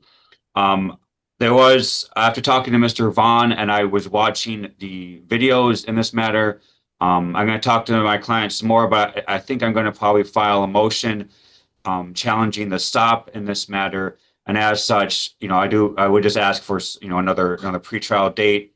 In regards to the violation of bond conditions allegation, again, I would ask the court to just enter a not guilty plea and give Mr. Vaughn a PR bond. I'd ask the court to consider maybe a scram unit or something other than incarceration to ensure his compliance with the bond conditions. I do believe that there hasn't been any other violations since this one had popped up. And I do believe that Mr. Vaughn understands, again, just because I intend to file motions and everything, the bond still applies to him and he understands that. So again, I'm asking the court to consider that in lieu of taking him into custody on that bond violation. Judge, I wanted to point out, after the violation was issued, I did have another positive test on 3/8 of this year. He tested positive for 0.031 BAC at 9:20 a.m. He tested again 11 minutes later, and he was at a 0.17% BAC.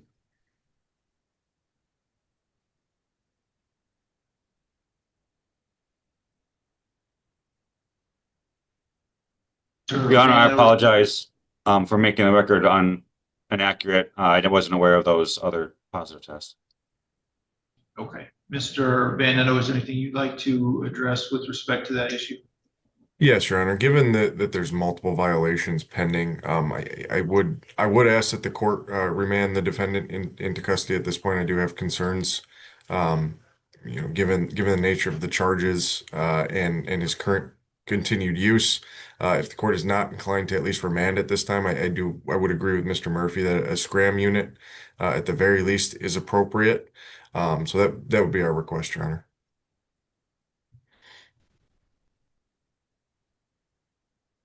So I've got some concerns here too. The charge here is for operating while intoxicated, and there's at least a suggestion at this point that Mr. Vaughn is continuing to use alcohol. So that puts me in a position, I've got to protect the public, right? And so if someone who has charges for drinking and driving is continuing to drink, that causes great concern for me that you're out there doing other things that are potentially harming the public. I can't.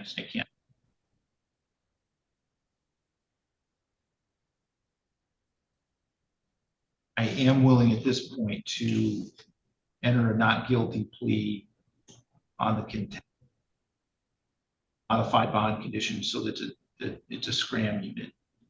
And Mr. Vaughn, you need to know if there is another instance of you consuming alcohol, it will result not in a show cause, but a bench warrant.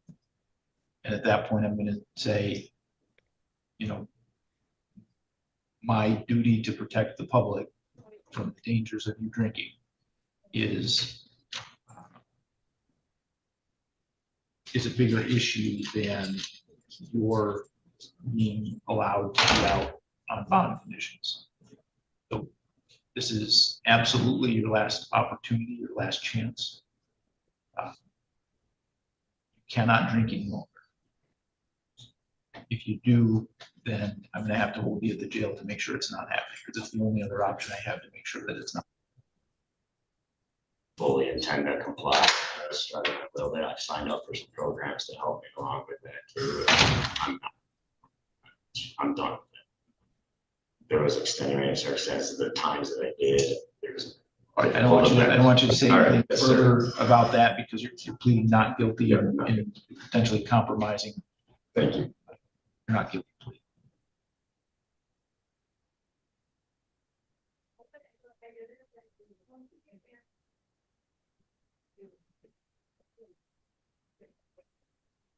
So I'll adjourn the pretrial then till April 1st at 8:15 a.m.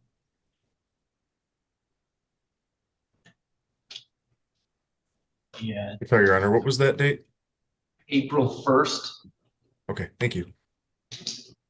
And Mr. Post, you want me to have Mr. Vaughn wait for you in the hallway to get set up with the scram information? Yes, please. Thank you, Judge. All right, so Mr. Vaughn, if you'll just, we're done here for today. So if you'll step into the hallway, wait for Mr. Coast, he'll come out and get you set up with this. Right. Thank you. Thank you, Mr. Vaughn. I'm going to give you a call later today or tomorrow, okay? All right, thanks. And Sure. Mr. Murphy, if you do file those motions, will you just loop me into getting the motion hearing date so I can make sure it works with my schedule? Because I have a couple trials coming up. Yeah, I try to have a practice of doing that. I'll make sure. Thank you. Sir Murphy, do you need to speak to Mr. Rutledge? I think we can proceed on the record, Your Honor.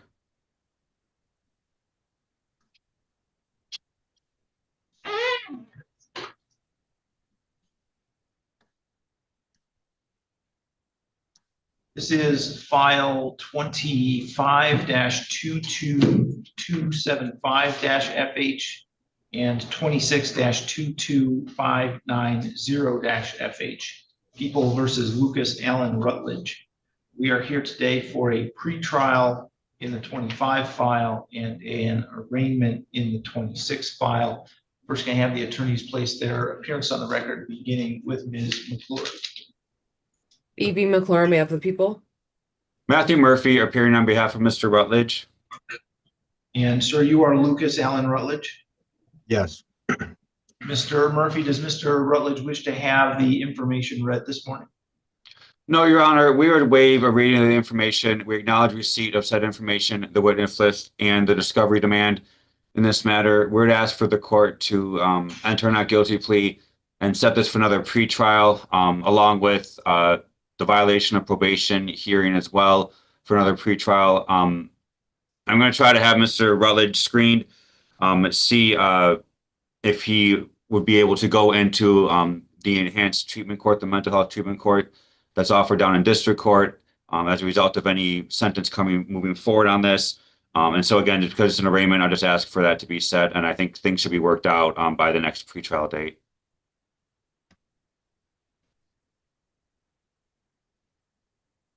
Okay, Ms. McClure, anything to address from the people's side? No, Your Honor. All right, is 2 weeks sufficient, Mr. Murphy, or do you need more time? I think 2 weeks should be sufficient, Your Honor. Okay, let's go with April 1st then at 8:15 a.m. Yes, Your Honor.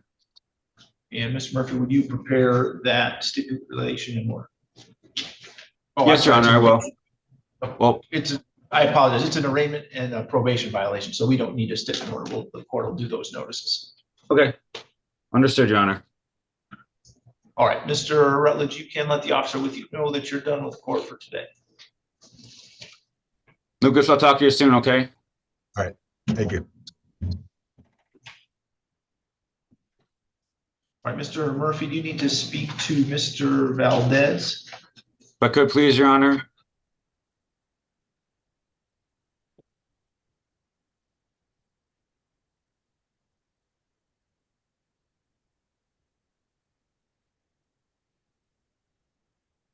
And Ms. Underwood, are you ready with Mr. Wilder?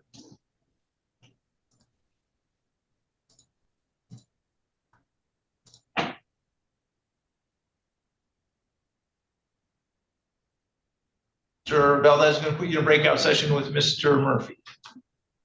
Thank you.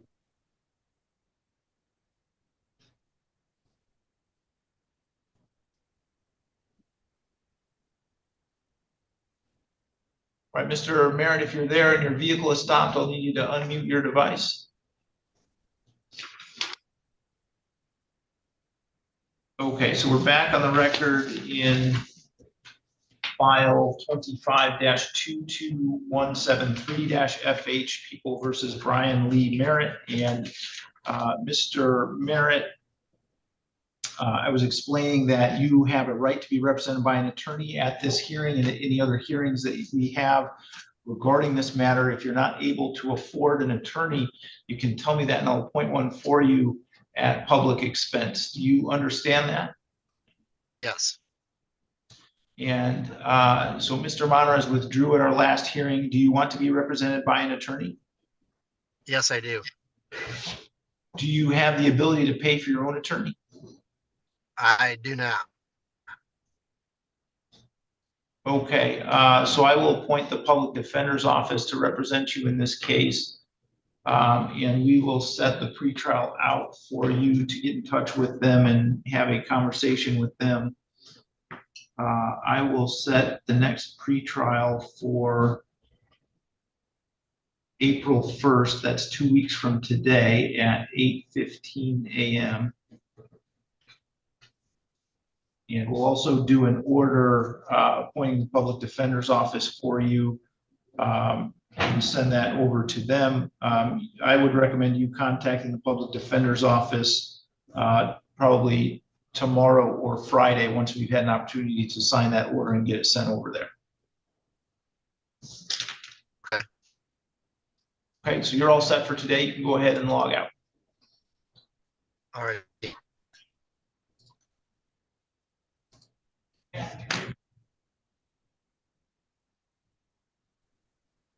Okay, Ms. Underwood, are you ready with Mr. Wilder? I'm ready with Mr. Wilder, Your Honor.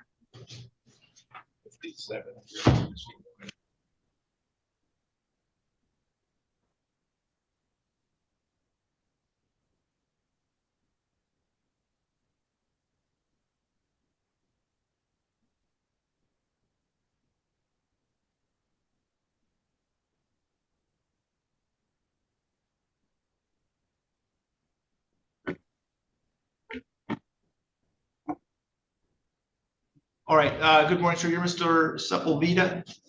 Good morning, Your Honor. Okay, I am going to put you back in the waiting room for just a moment. I will bring you back in as soon as I'm ready to hear your case, probably maybe 5 minutes. Yes, sir. Thank you, Your Honor.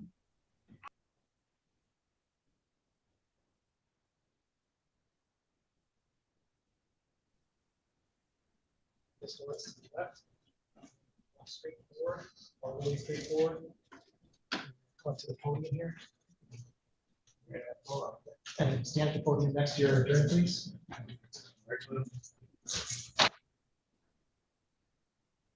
Right, this is file 25-22483-FH, People of the State of Michigan versus Isaiah Marcus Wilder. We are here today for a pretrial conference in this case, and we're proceeding today by video conference. First, can I have the attorneys place their appearances on the record, beginning with Ms. McClure. B.B. McClure, on behalf of the people. Rhonda Newman on behalf of Mr. Wilder this morning, Your Honor. And sir, you're Isaiah Marcus Wilder. Yes. Right. Ms. Underwood, where do we stand with Mr. Wilder's case? At this today? time, Mr. Wilder will be entering a plea to, as charged to assault of a prison employee, Your Honor, with the habituals being dismissed in this matter.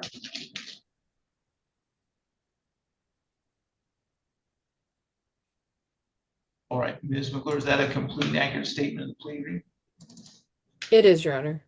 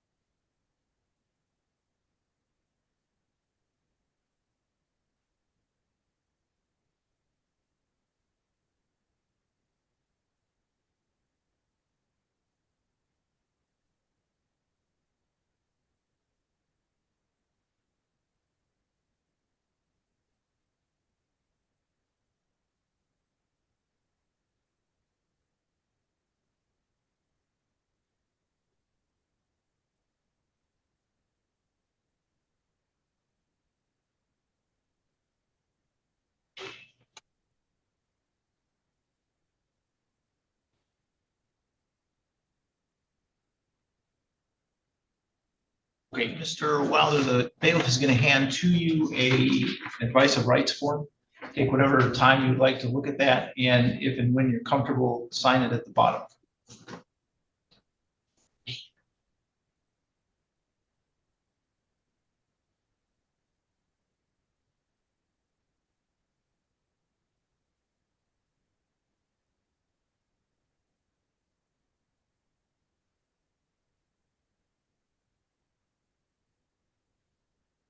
Just sign it. Do you have any questions? Uh, Okay.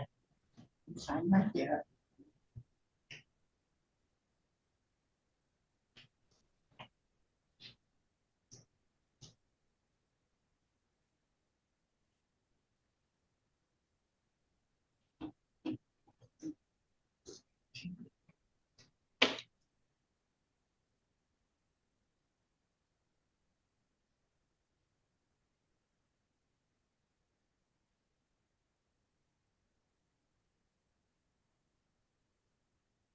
Okay, I do have signed a copy of the advice of rights form, placing that in the file. Mr. Wilder, would you raise your right hand to the extent you can, please? Do you swear or affirm to tell the truth, the whole truth, and nothing but the truth under penalty for perjury?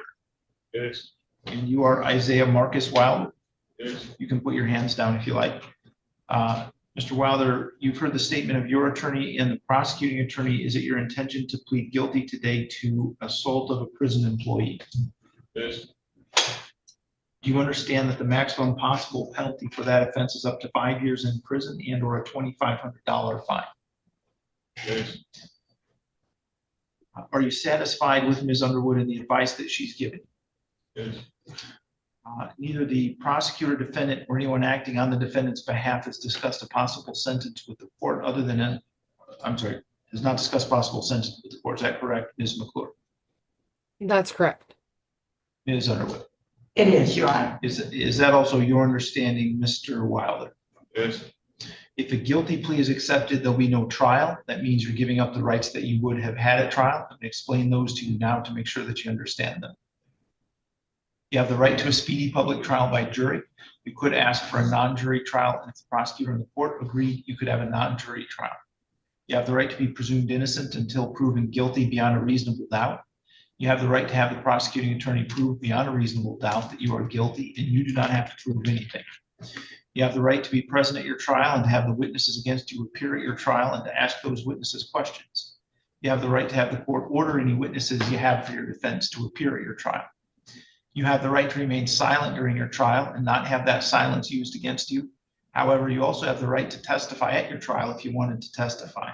Do you understand, Mr. Wilder, that if your plea is accepted, you may be giving up the right to appeal issues that would otherwise be appealable if you were convicted at a trial? Yes. Do you also understand that any appeal from your conviction and sentence would be by application for leave to appeal and not by right. Yes. If you are not a citizen of the United States of America, conviction of a crime can result in deportation, exclusion from admission to the United States of America, or denial of naturalization.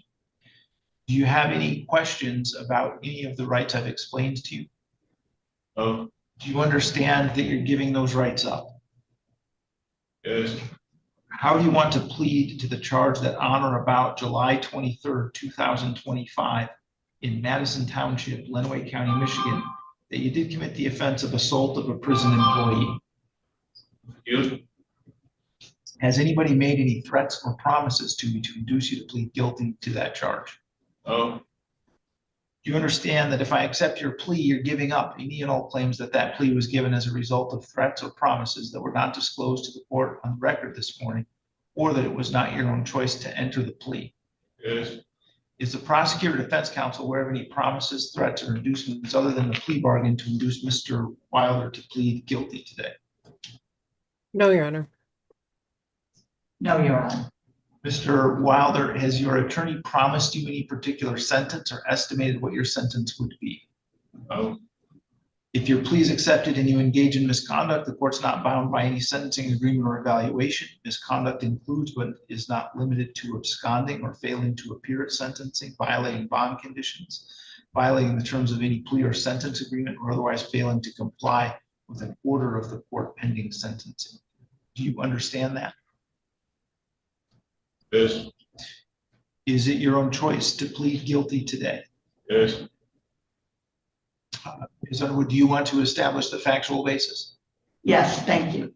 Mr. Wilder, let me take you back to July 23rd, 2025.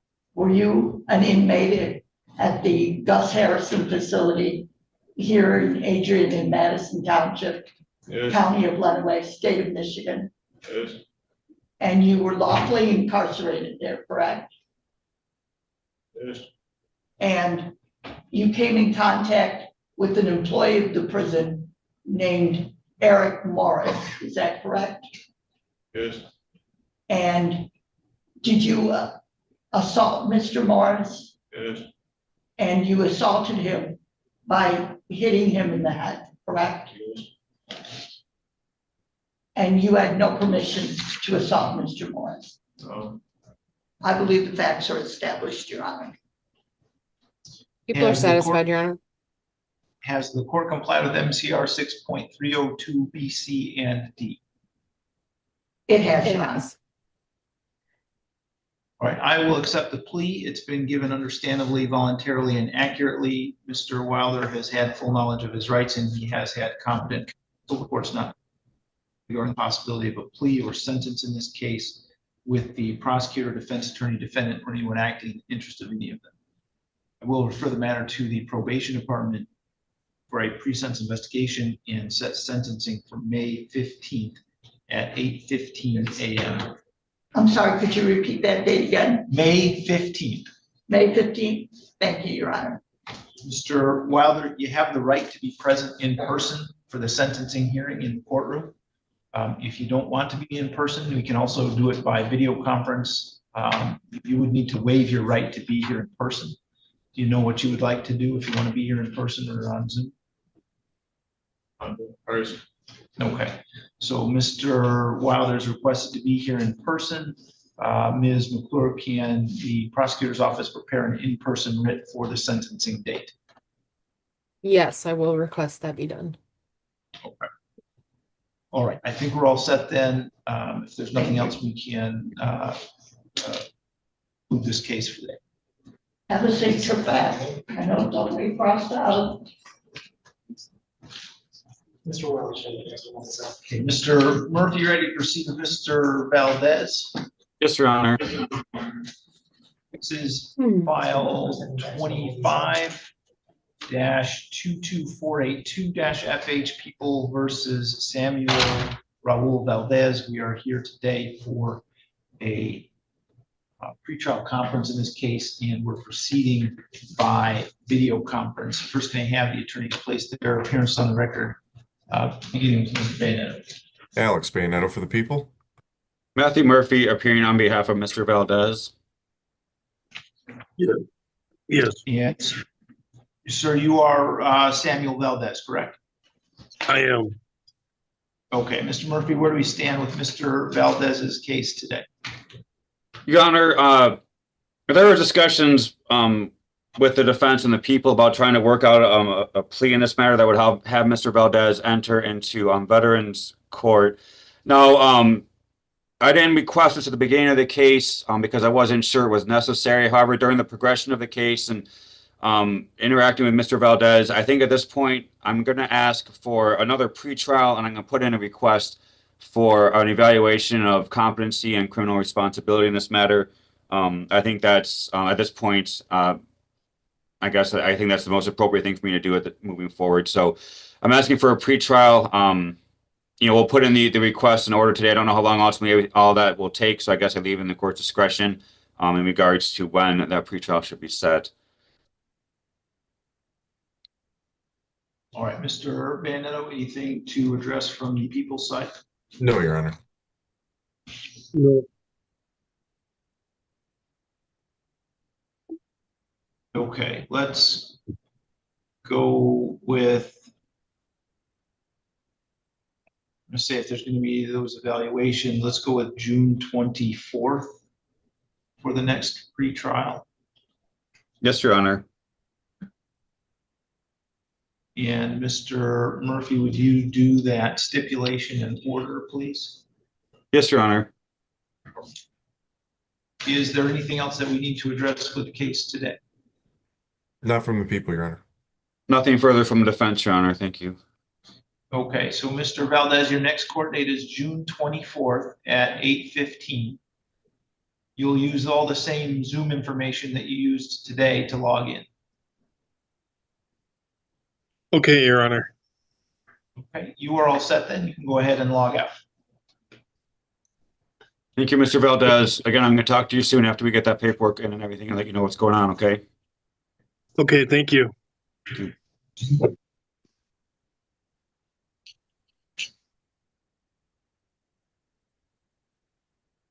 Your Honor, Mr. Valdez was the last that I had down as scheduled for your court this morning. I was going to go ahead and log off now if that was okay with you. Okay, thank you, Mr. Murphy. All right, thank you, Your Honor. Everyone have a good day.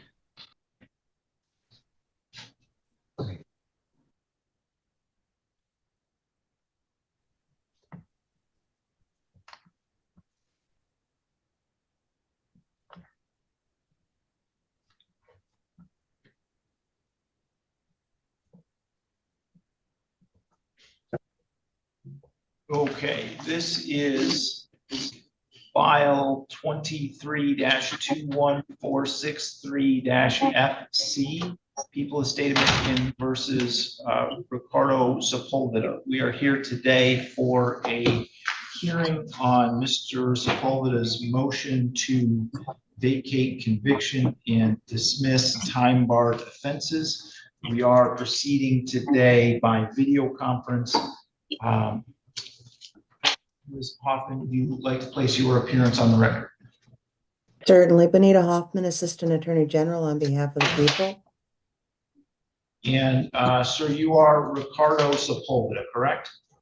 Yes, Your Honor, Ricardo Sepulveda, defendant, pro se. Okay. And Mr. Sepulveda, this is your motion. I have received and read it. You are welcome to make any argument you would like to make in support of that motion at this point. Your Honor, if I may state, I recently was transferred just a few days ago to a new institution. There was a mix-up. My property hasn't followed me, so I don't even have a copy of the motion or any of my legal material right now. So I don't know if we could ask for an adjournment based on that. Okay. Ms. Hoffman, anything you'd like to say with respect to that request? Your Honor, on that particular issue, I would defer to the wisdom of the court. Obviously, I've been waiting here for a bit to argue the motion, but whatever works best for the court is fine. Okay. I do appreciate you've been waiting this morning and appreciate that patience. I do think that Mr. Sepulveda's situation does constitute good cause for an adjournment He's representing himself, and I don't think he has a fair shot at doing that adequately if he doesn't even have a copy of the motion that he's filed. So I will adjourn the hearing on this. It looks like I could do this April 1st at 10 a.m. I am not available at that point in time. If the court had something in the afternoon, I could do it in the afternoon. Judge, we have an evidentiary hearing at 10:30. That's set for the rest of the day.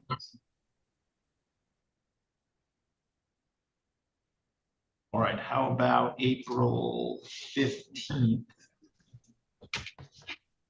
If you'll give me one moment, I'll check my calendar.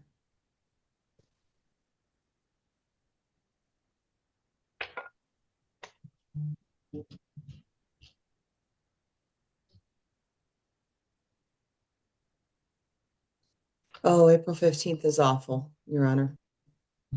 Okay. Let's see. So Ms. Clark, can you look through the book? We'll probably need like maybe, I'm thinking a half hour to 45 minutes. It doesn't have to be a Wednesday, just any time we might have available.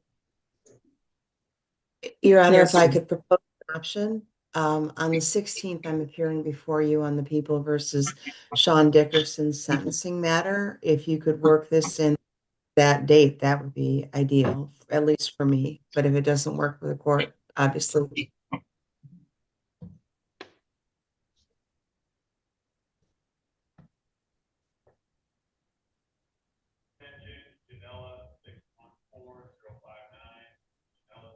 On April 16th, let me look.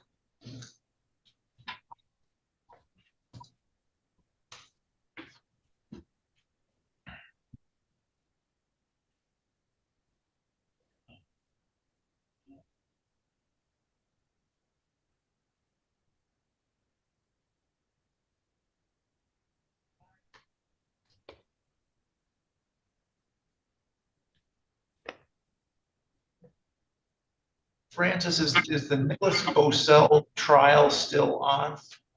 Yes, it is, Judge.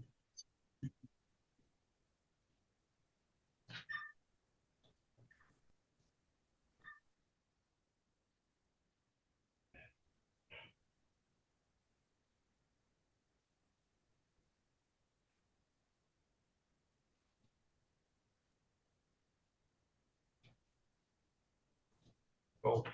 I think if we could set that for 8 a.m. on April 16th, I think we can make that work. Thank you, Your Honor. May I continue here by Zoom for that? Yeah, Zoom appearances are fine. Thank you. Our office will prepare the writ. Okay, and Mr. Sepulveda, what facility are you at this point? I am currently at Thumb Correctional Facility in Lapeer, Michigan. Okay. Your Honor, Alright. if I could have one, just I'll be real quick. I would respectfully move the court to compel discovery from my former defense counsel, Mr. Amadeo. The situation I have is at my sentencing hearing on June 20th in 2025, Mr. Grable represented me at that hearing, and prior to the hearing, he told me in a meeting that he would provide me with all the defense material that he had. I had never received anything. I later sent him a letter to his office, never received a response, which is really not surprising. But if I could move the court to compel discovery from Scott Grable and Associates regarding my case, please.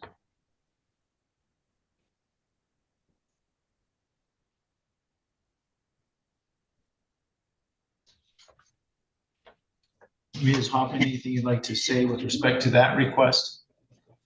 No, Your Honor, I believe he has the right to discovery from his attorney. All right, so I will look at the applicable law on that, and Mr. Sepulveda, assuming that it's appropriate, the court will enter an order compelling that discovery from your former attorneys. Okay, thank you, Your Honor. Okay. All right, I think we're all set for today then. Mr. Sepulveda, you can let the officers with you know that you're done with court for now. Yes, sir. Thank you. Thank you, Ms. Hoffman. Thank you, Your Honor.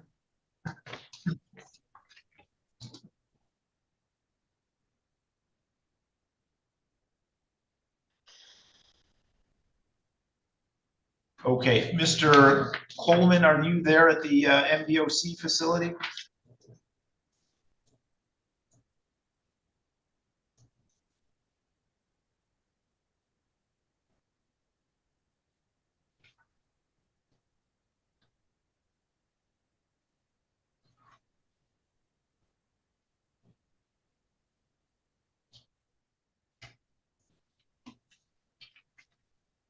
Okay, so Rhonda, we had Mr. Coleman earlier while you were talking to Mr. Wilder, and I don't think he's there anymore.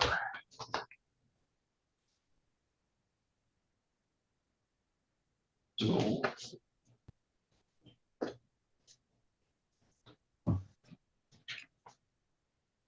why don't we adjourn this to April 1st? My Let's adjourn it to April 1st at 8:15.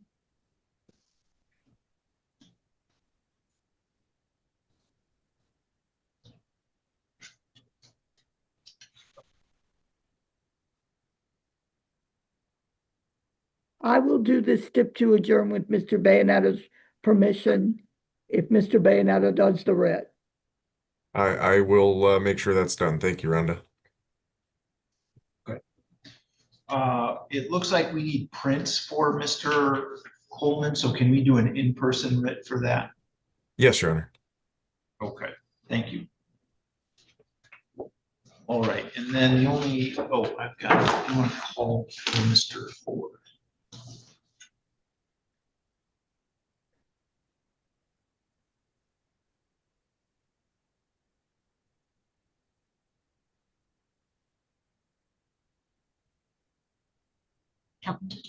Could we have Anthony Ford, please?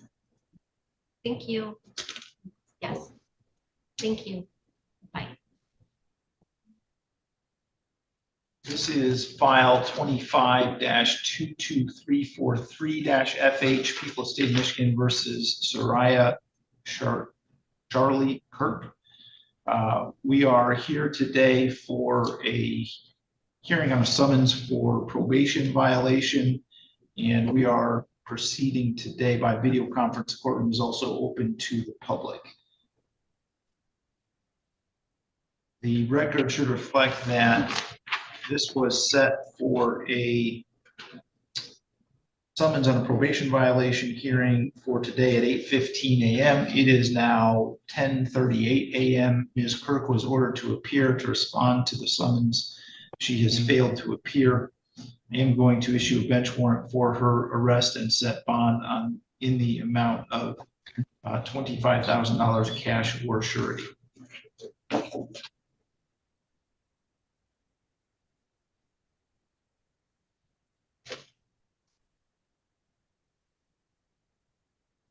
Judge, does that conclude your criminal docket or no?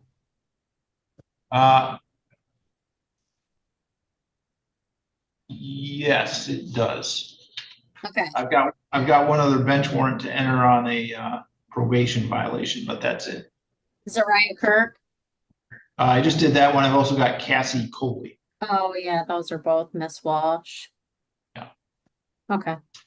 I'll stay for that. Okay, so this is file 25-22120-FH, People of the State of Michigan versus Cassie Lynn Coley. We are here today for a hearing on a request and summons for probation violation. We are proceeding today by video conference, and the courtroom is also open to the public. The record should reflect that this matter was set for hearing this morning at 8:15 a.m. Ms. Coley was directed to appear to respond to the probation violation summons. It is now 10:40 a.m. and Ms. Coley has not appeared either by being in person or by Zoom video conference. I am to issue a bench warrant for her arrest and set bond on that bench warrant in the amount of $25,000.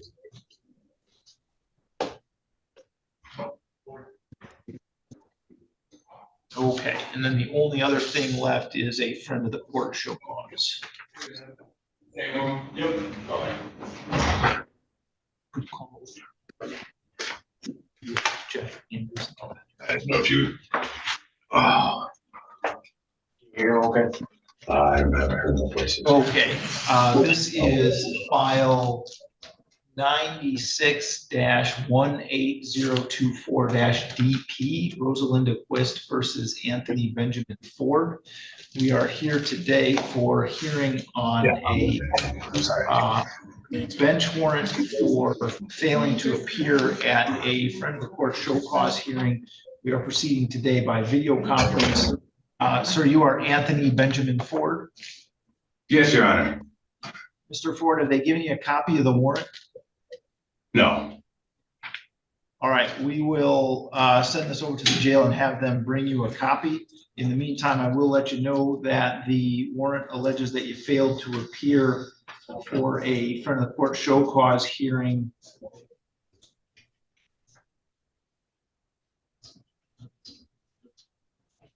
back on, looks like December 8th at 2025.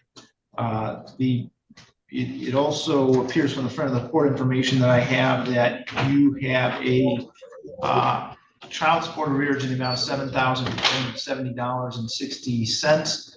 Do you understand, Mr. Ford, that that it's a crime to pay child support to the best of your ability up to the amount ordered? Yes, Your Honor. Do you understand that's also a crime to fail to appear in court when you've been ordered to appear? Yes, Your Honor. Do you understand that if you were to plead guilty or be found guilty of either of those offenses, that the court could sentence you to jail for up to 45 days? Yes, Your Honor.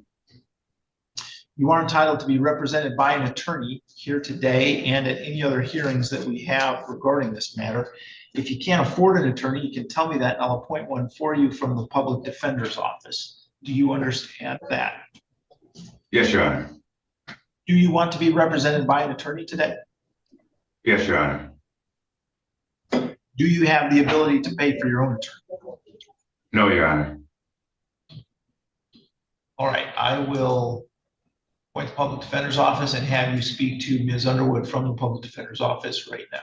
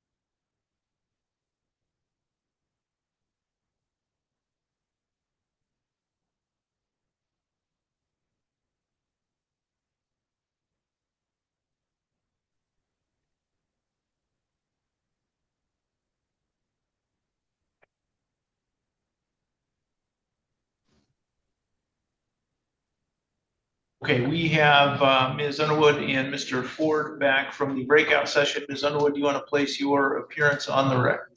Rhonda Underwood for Mr. Ford this morning, Your Honor. Thank you. And you know how Mr. Ford would like to proceed today? I'm gonna enter a not guilty plea right now, Your Honor, but I would like to speak to the court regarding this situation for Mr. Ford. Okay, we'll enter not guilty plea for Mr. Ford. And what is it you would like to address? Your Honor, Mr. Ford had some setbacks. He lost his home and his transportation. He has worked very hard to get those back. He is currently employed, Your Honor, at Lightning Quick. He works at two of them. The one in Palmyra, and I'm sorry, the other one, Mr. Ford. Is Mommy and Park over by the prison. And they could easily do income withholding. And also he has a new address that is. Okay, hang on.